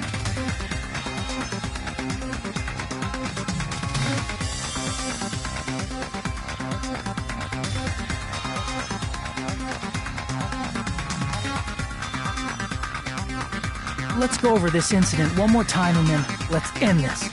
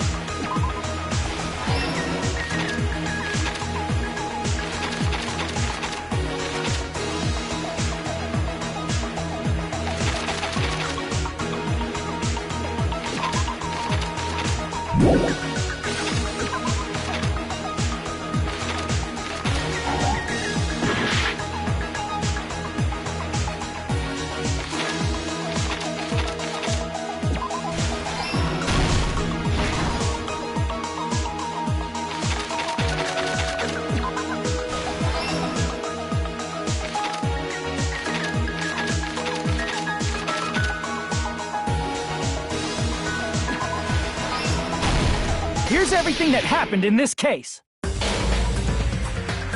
incident began this morning when Mahiru spoke to Hyoko.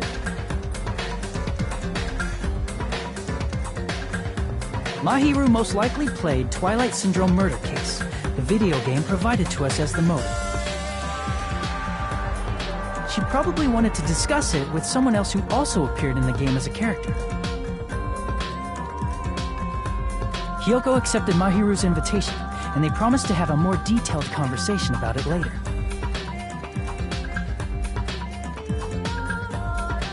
However, someone else overheard their exchange.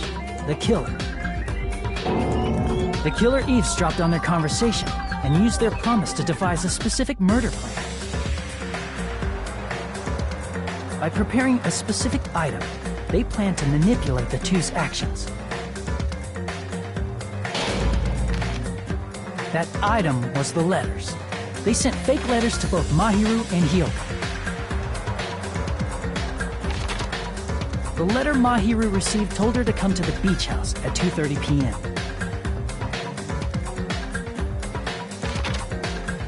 And the letter Hyoko received told her to come to the beach house at exactly 2 p.m. By providing different times, the killer was able to lure them to the beach house separately.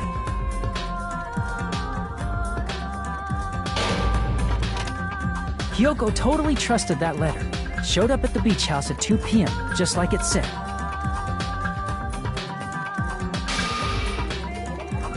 And was drugged into unconsciousness by the killer lying in wait.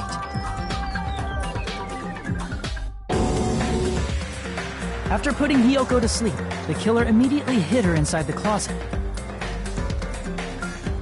so they could frame her as the killer later.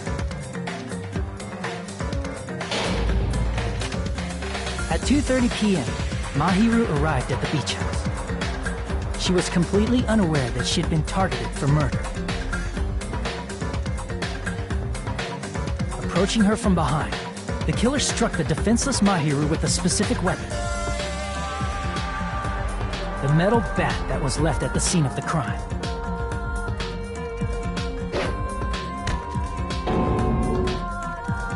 The bat was brought down onto the back of Mahiru's head, and with that, she took her last breath. According to Mikan's autopsy, Mahiru died instantly, so she probably never knew who killed her. With that, the killer achieved their goal of killing Mahiru and began to tamper with the crime scene. They dragged Mahiru's body so that it blocked the door leading to the road.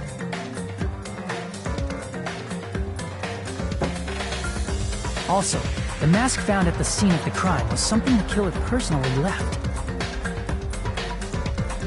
I'm not really sure why. My guess is it's something similar to a calling card. That's how the crime scene we discovered was created. However, by moving Mahiru's body, the killer got blood splatter on them. Plus, the shower room had no water because it was out of order, so they couldn't wash it off. But the killer expected something like that to happen. Instead of the shower, the killer used something else to wash the blood off their body. They used plastic water bottles that were inside the beach house refrigerator. We can assume they carried the bottles to the shower room before the sequence of events had happened. In place of showering, they washed the blood off their body with water bottles instead. However, they had no choice but to dispose of the empty bottles in the beach house's trash can. Littering is against the rules, and it would have taken too much time to throw them away somewhere else. After the killer washed off the blood, they hid in a specific spot inside the closet Hiyoko was in. The killer hid inside the surfboard case that they had already emptied beforehand.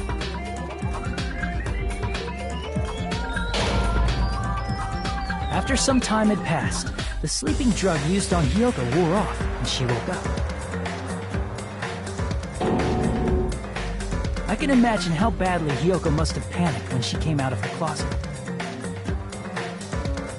I mean, she made plans to see Mahiru, who lay dead right in front of her. From the shock and panic of being considered a murder suspect, Hiyoko fled from the beach house. Because of that, she left footprints in the sand. Everything was a trap set by the killer to frame her. After Hiyoko left, the killer finally came out of the surfboard case and placed a gummy that they brought with them to shift our suspicion toward Hiyoko. Ironically, placing that gummy is what helped clear our suspicion toward Hiyoko. Finally, the killer began preparing to escape from the beach house. They couldn't risk leaving their footprints in the sand, so they escaped the beach house using a different route. The small window in the shower room.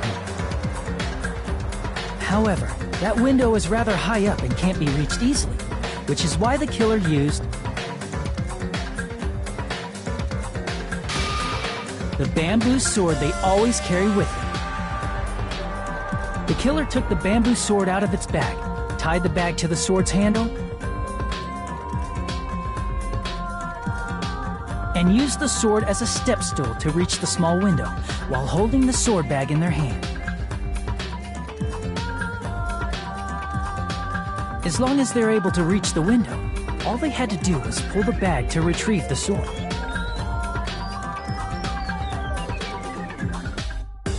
And so the killer left the beach house and appeared before us as if nothing had happened.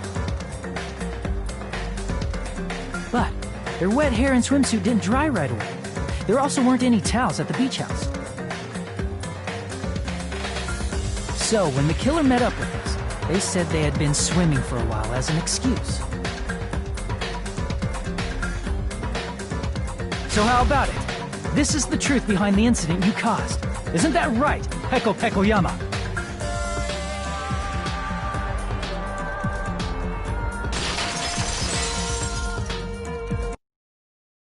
I see. And what of it? She's like, totally cool with it.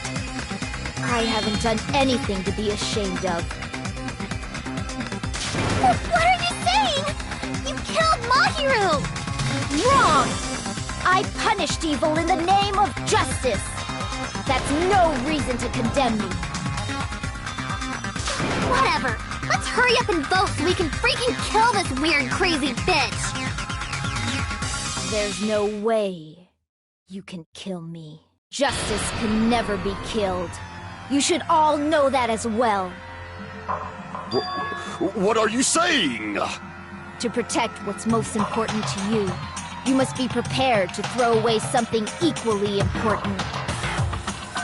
Understand? I don't get it! I don't get it at all! Then I shall be direct. Justice must carry on in order to keep justice. To keep me alive, you all must give up your lives.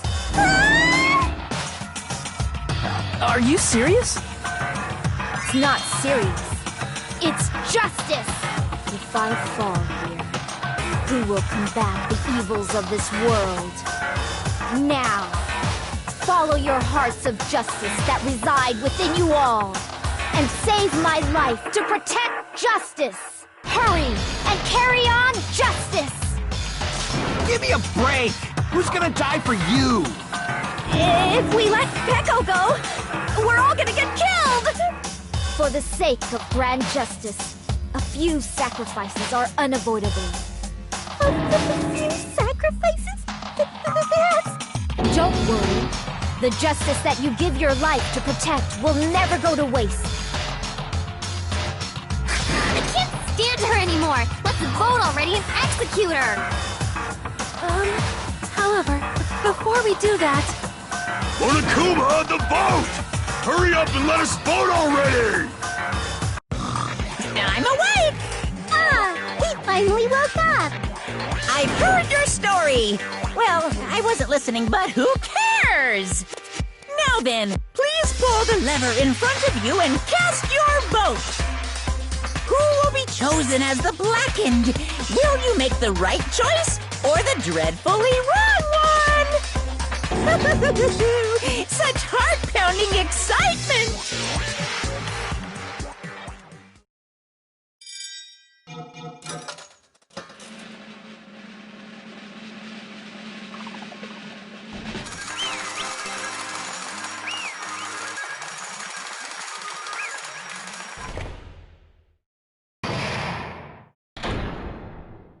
Pardon me, can we please have a little more time?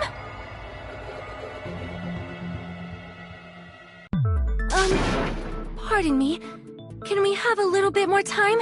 Please let us continue our discussion. Continue our discussion? But isn't the voting over? Yes, but I cannot help but feel strange.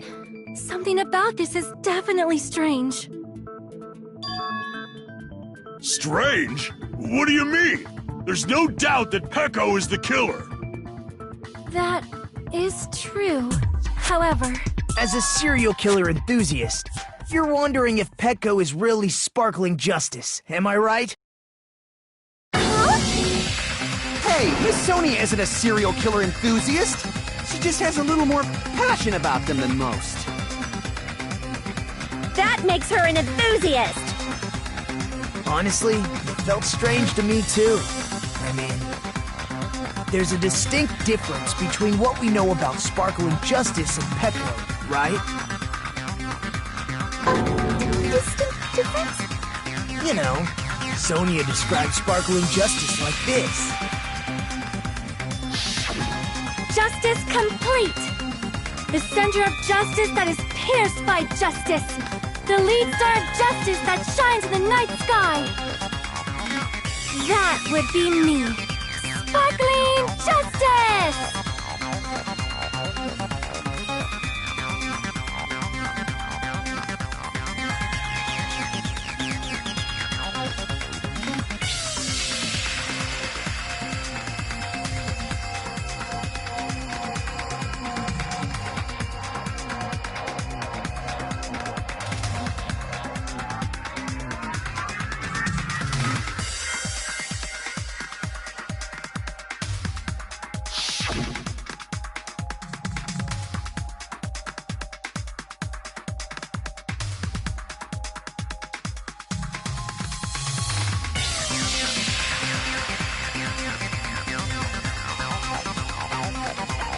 I see!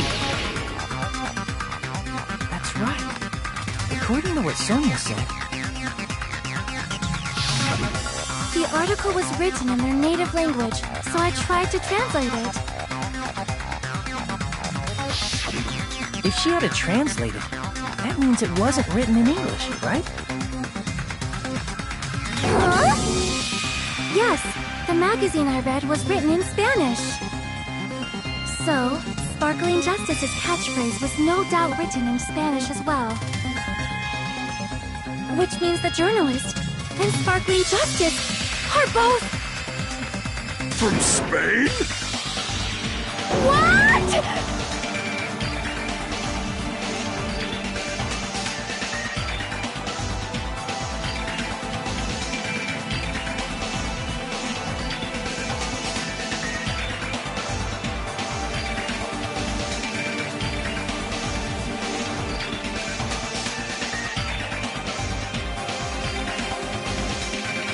Pecco, you're not Sparkling Justice. There's no way that's possible. Or, you insist that you're Sparkling Justice. Can you try saying that catchphrase in Spanish? Would you be able to do that? It appears that the time has come for this mask to come off. However, that's perfectly fine. It's no longer necessary. And even if you find out now, it's too late for you all to do anything about it. My duty has already been finished. My duty as a tool has already been completed in full. Uh-huh? Looks like she's back to normal? That mask has fulfilled its purpose, just as I have. What do you mean? Fulfilled its purpose? Too late? What are you getting at? Now that you've already cast your votes, is what it means. Hey, be clearer! We're asking you what your purpose was! I have no purpose. I am just a mere tool. Tool? What do you mean? She called herself a tool, which means someone else used her then? Of course. A tool cannot do anything on its own. I see. I finally understand. Well, I did have a sneaking suspicion all along. What do you mean? I mean, besides Pecco and Hiyoko, someone else was also at the beach house. Someone else? There is proof that establishes that fact. Try to remember it.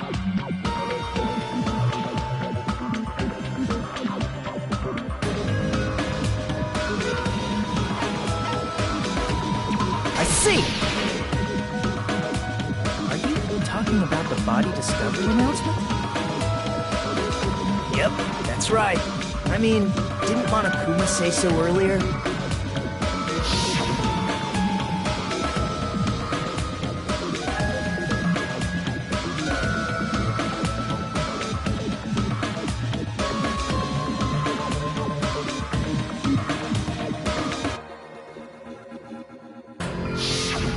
That announcement is made when at least 3 people discover a body.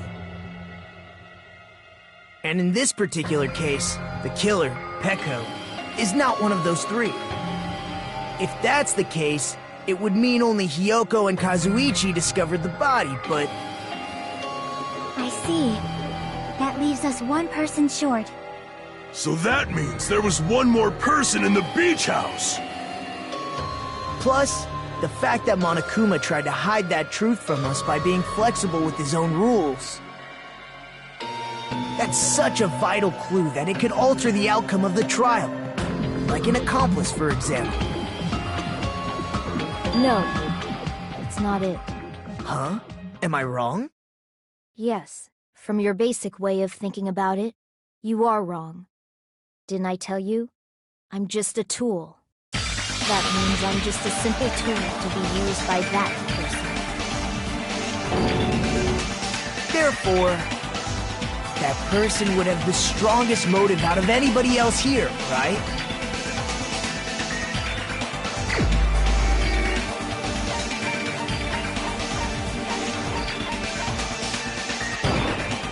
You're the only one! Is it Fuyuhiko? I see. Now I finally see the connection. The connection between the motive and the incident. But even if it's the motive, it's just a game, right? There's no reason to believe it's even true. Would you call a game like that a strong motive?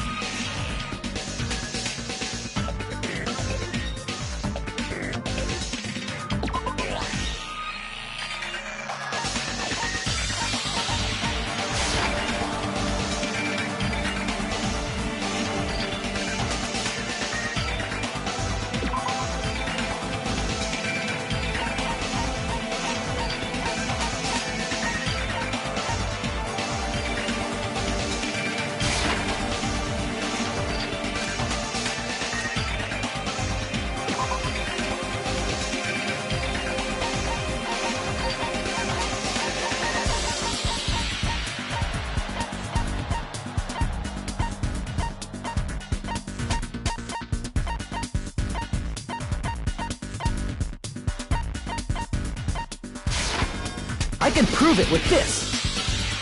I didn't think it was necessary to confirm it if it didn't have anything to do with Mahiru's murder, but... There's no doubt that game is based on actual events. That much is clear if you saw the ending prize. The photos awarded for beating the game are not actual in-game screenshots. They're all actual photos, with the surrounding scenery cropped out.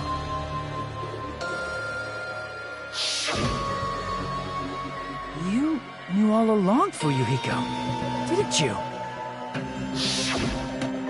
You knew whether or not the first victim in the game was actually your little sister, right? Because whoever beat the game first will receive the ending prize.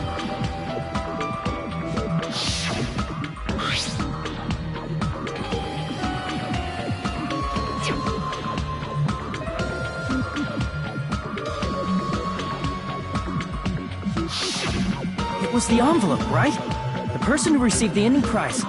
It was you, wasn't it? If you were shown a photograph of your sister's dead body, you'd have no choice but to believe it. Even so, you wanted to deny the truth. That's why you sent those photos to Mahiru to confirm it. Hey! Why are we talking about Fuyuhiko? Who cares? 'Cause Peko is the killer, right? But we already voted! That's why I told you. You're all too late. As As I said before, I exist as nothing more than a tool. I had no motive for killing Mahiru. No reason to kill. Not even the will to kill. I was simply used as a tool. As long as I am a tool, I cannot defy my orders. Hey! What's going on? Can anyone give me a simpler explanation? It means I'm not the killer. The true killer, who used me as their weapon to kill Mahiru Koizumi, was Fuyuhiko Kuzuryu. What? What the hell?! I see. That's what you were aiming for all along. No, I have no aim. But my young master does. My young master planned this from the start. Young master? That is the truth of this case. I'm sure you realize it by now, but it's too late. You cannot undo the vote. That's a problem. If Pecco's allegation holds up, that means our vote was incorrect. In that case, the person who gets to live is... Just... me? That's nuts! No matter how you look at it, that's completely insane! How would Pecco be a tool in the first place? Pecco is a legitimate human being! That's not for you to decide. It's for Monokuma. The votes have been cast. All we can do now is wait and see what Monokuma decides. What the hell?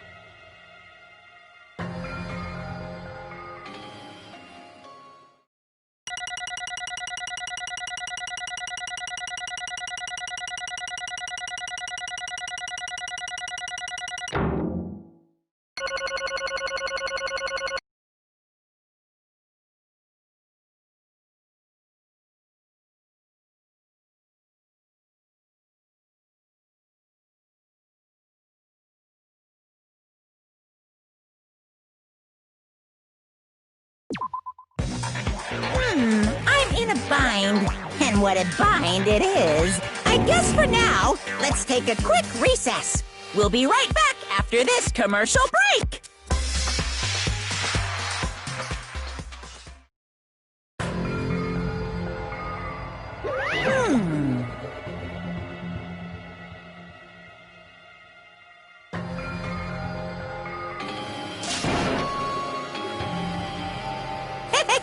Sorry.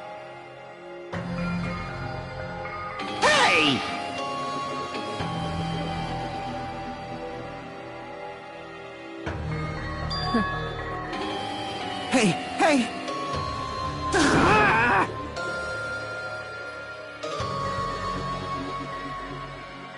Well...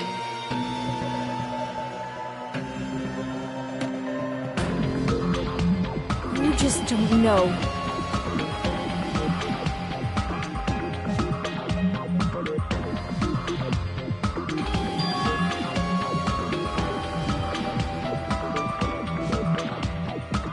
Hey,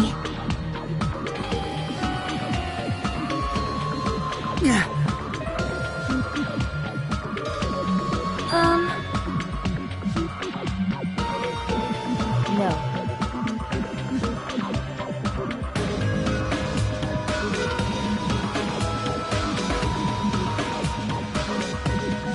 I am nothing but a tool.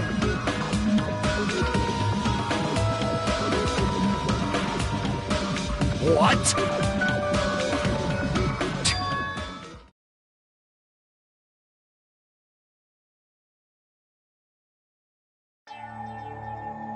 If my young master is attacked, I must defend him as his shield. If he intends to kill, I must be his sword. That is my only reason for living. Before I am human, I am my young master's tool, first and foremost. Until this body of mine can no longer move, I shall fulfill my duty until the very end. That is...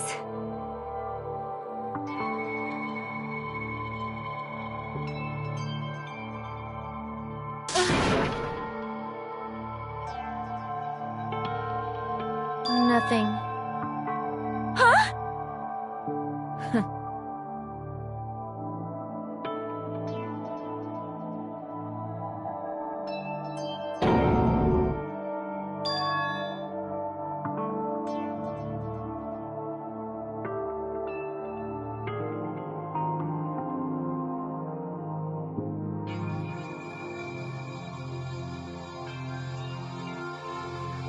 fiend. No.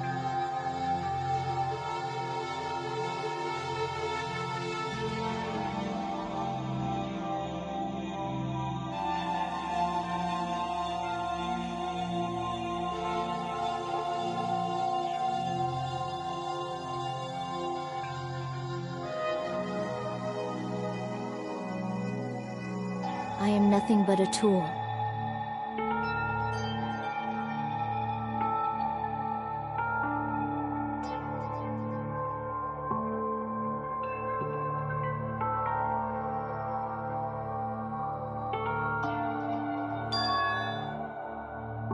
Damn it.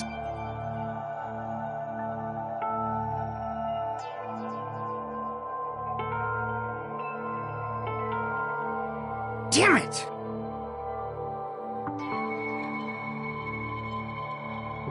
Don't fuck with me!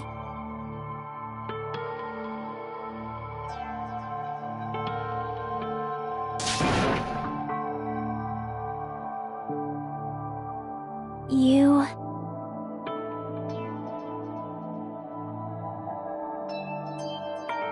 So...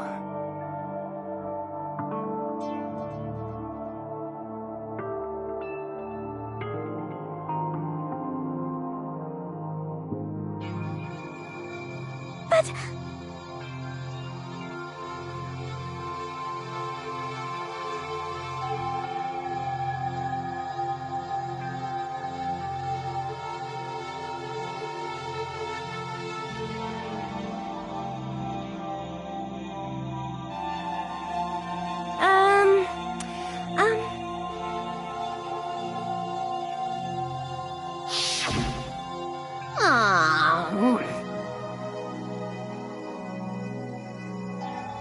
Oh my!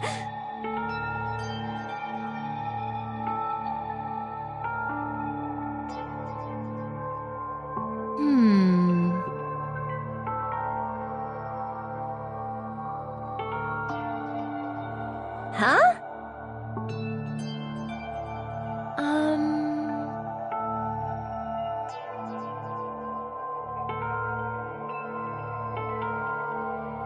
But...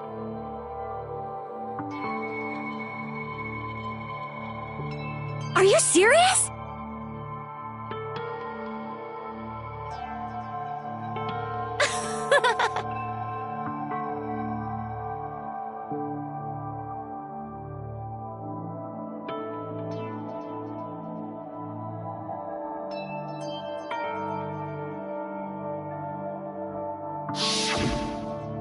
Oh.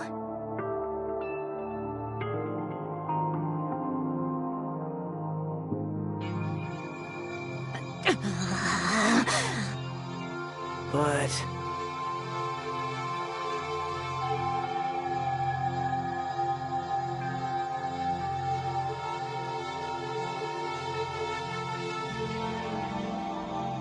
Hey.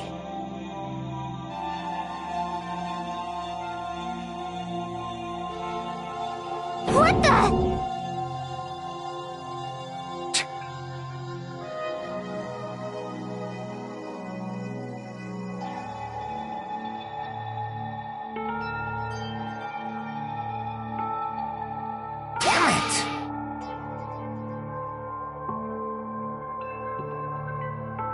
And so...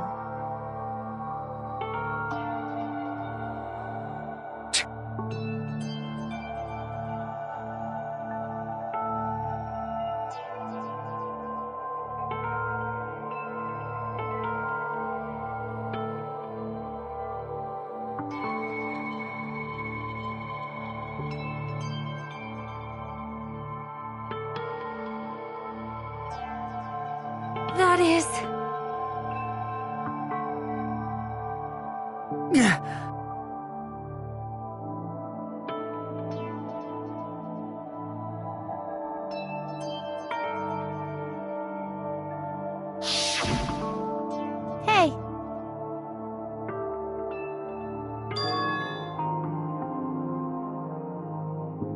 Why, you... But...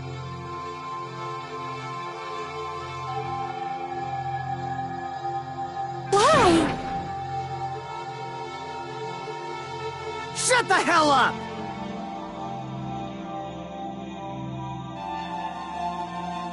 What are you saying?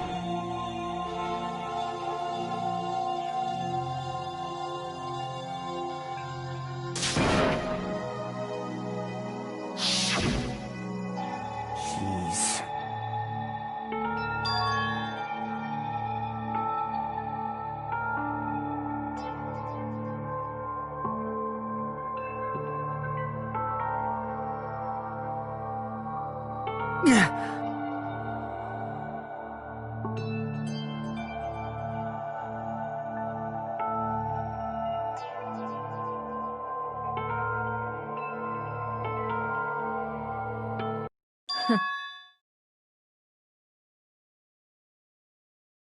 Huh? Young master, I am finished. What?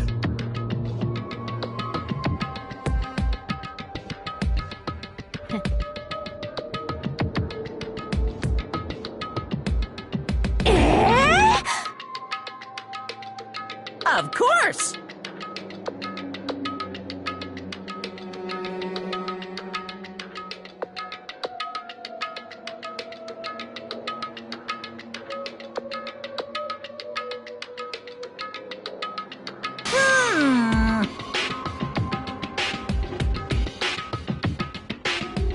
Be quiet. Yes, indeed!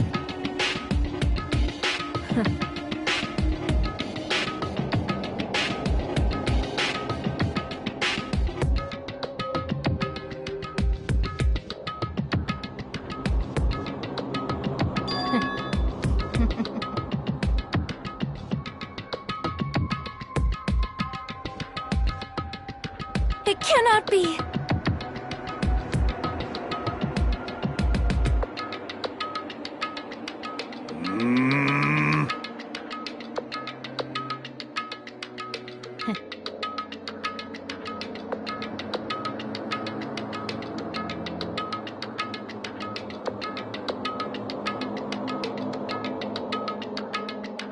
That's obviously wrong. No.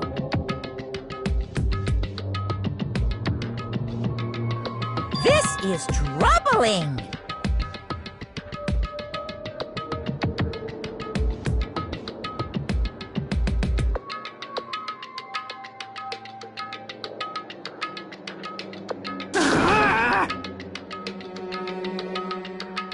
I see.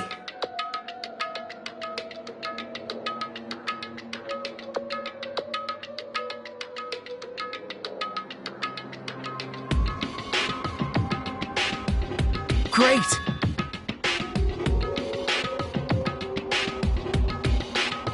Wrong.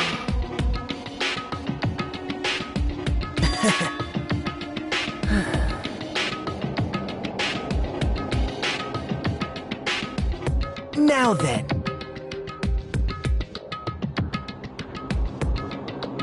Huh? Hey.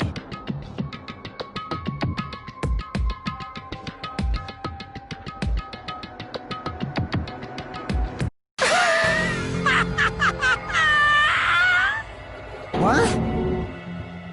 Hold on. What?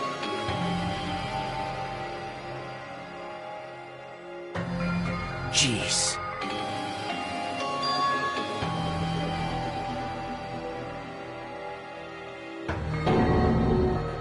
Hey.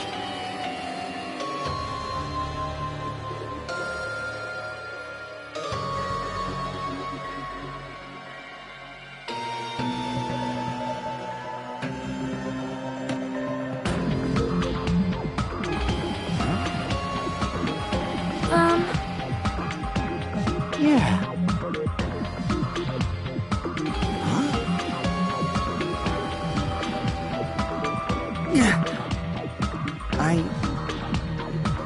Young master.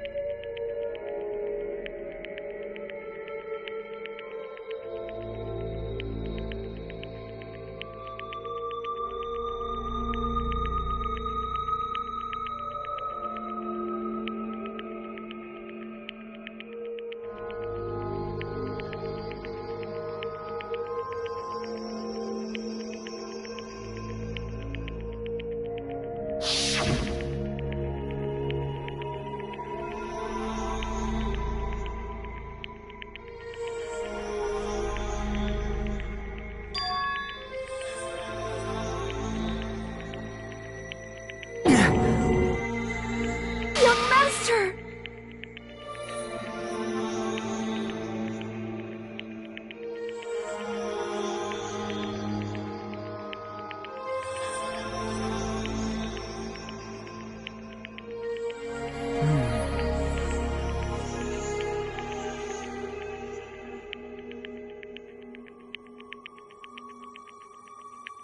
Hey.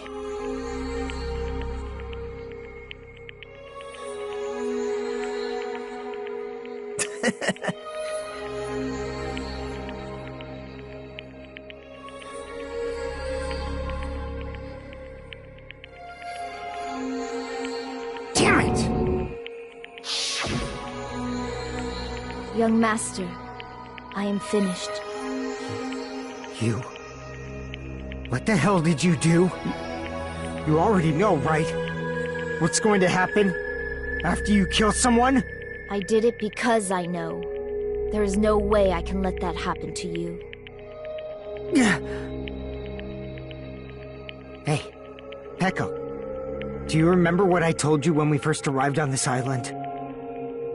Our professional relationship doesn't exist on this island. We're just fellow high school students now. You need to run. Got it?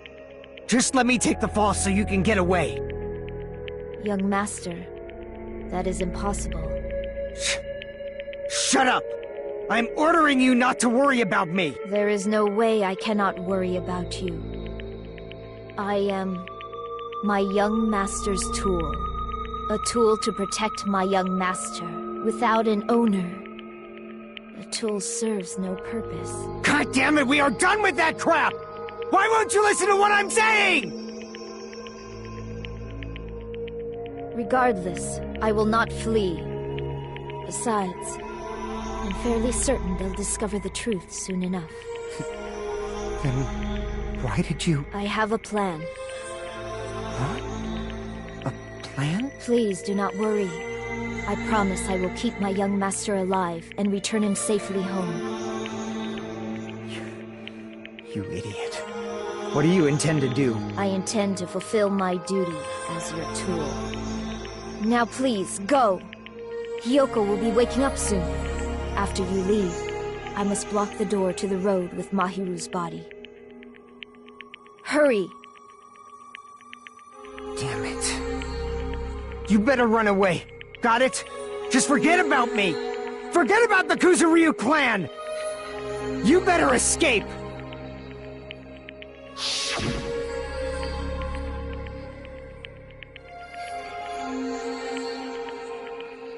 Sorry.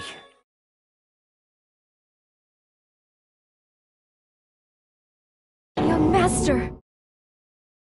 I'm a disgrace.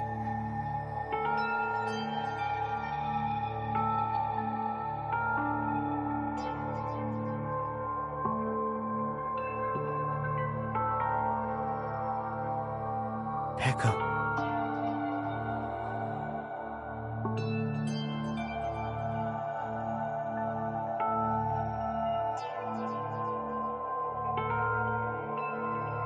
Young master! Uh-oh. Too bad.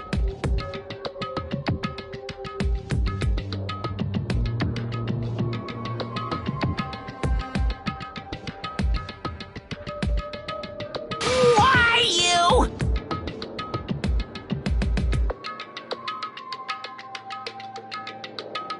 Hey.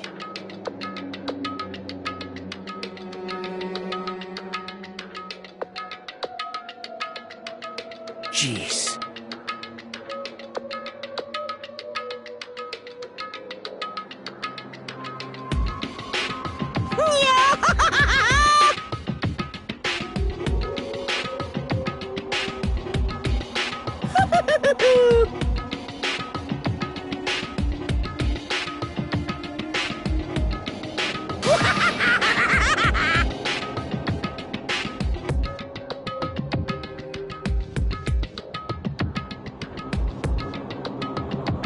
Sorry.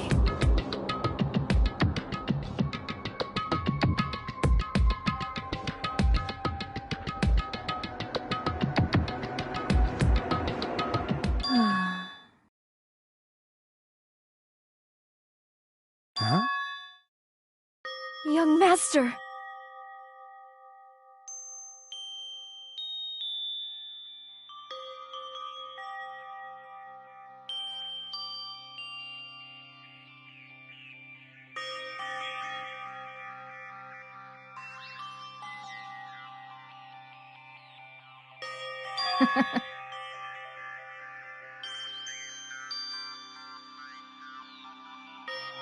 What? Even so, I wanted you to escape. Echo. I am terribly sorry.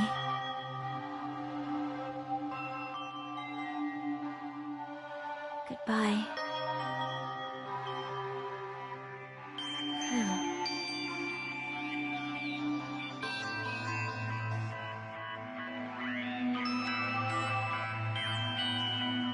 And please do not cause a senseless killing such as this ever again.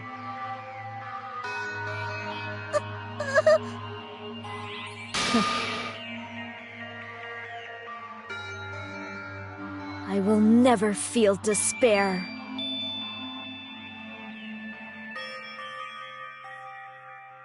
So cool!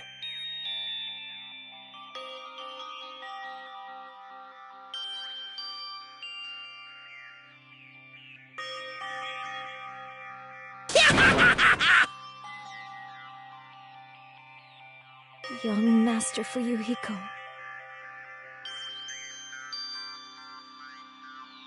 So,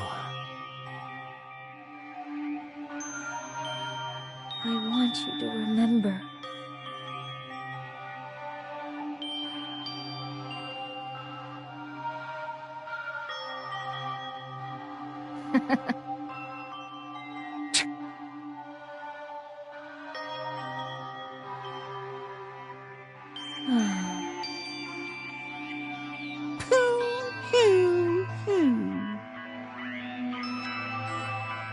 jeez. Thrills, chills, kills! Why?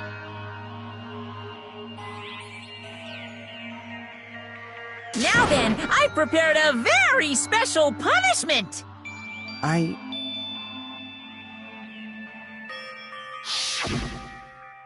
never needed a tool. So... you didn't need to become a tool. Let's give it everything we've got! You just needed to be yourself. I never wanted a tool. I just wanted you.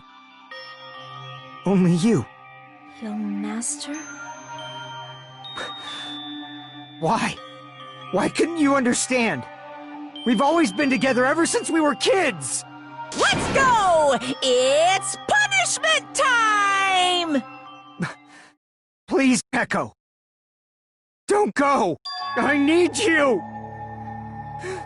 Don't leave me! Young master? Young master!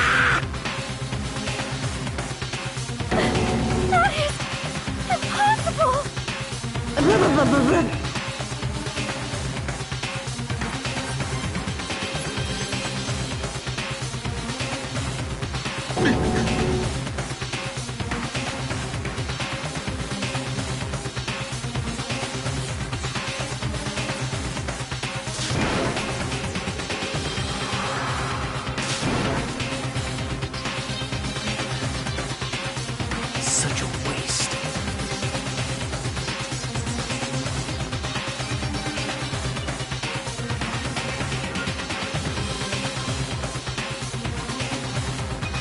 Damn it.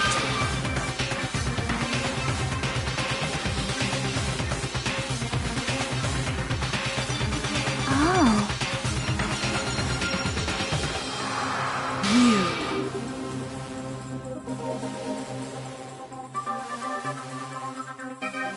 Such despair.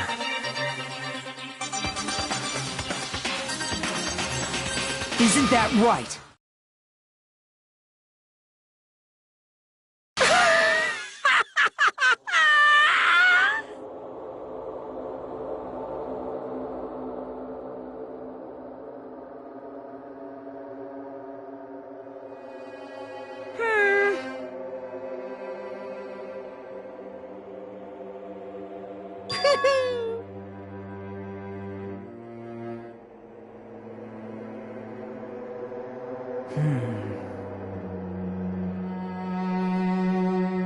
Listen carefully.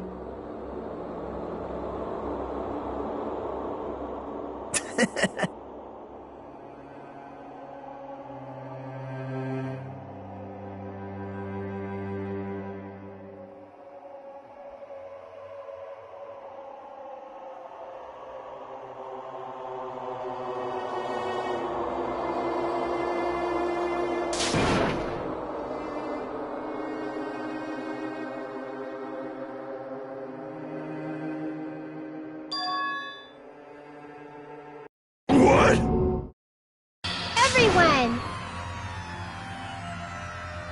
You serious?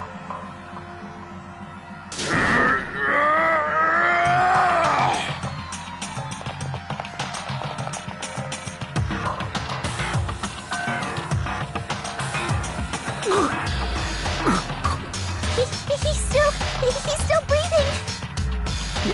Is he gonna be okay? Do something! Hey! You need to save him! Hey! I'm trying! But his blood, he won't stop bleeding out! His pulse is getting weaker! Can't you do anything about it? God damn it!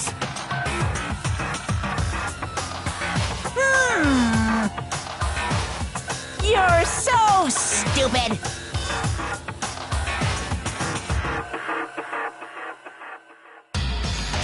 stupid brother! I don't believe it! What the heck?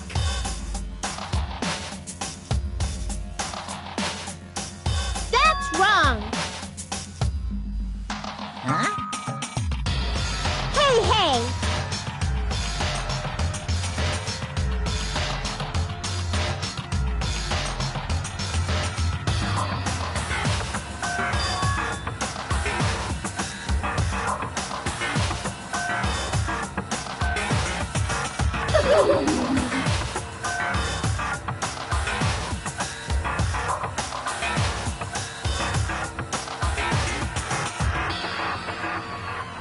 Hey, hey! Unbelievable. Fine, fine. So... like...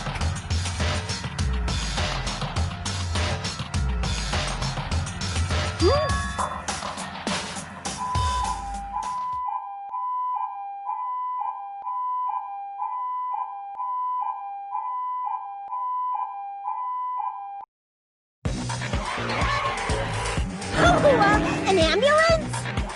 Just leave the rest to me, Dr. Killgood! Dr. Killgood, you've already killed your patient! We gotta get this patient to the Monokuma Hospital ER and get him under 24-hour observation stat! So, I'll see you later!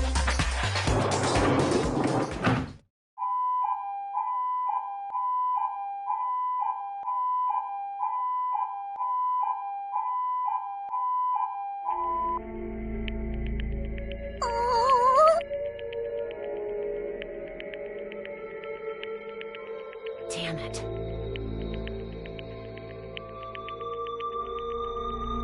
Perhaps...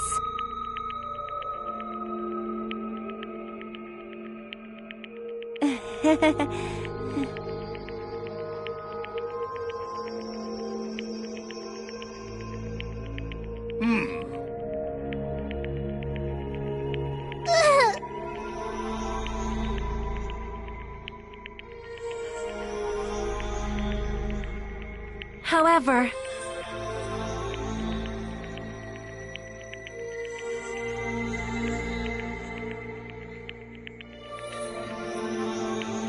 Fall, my tears.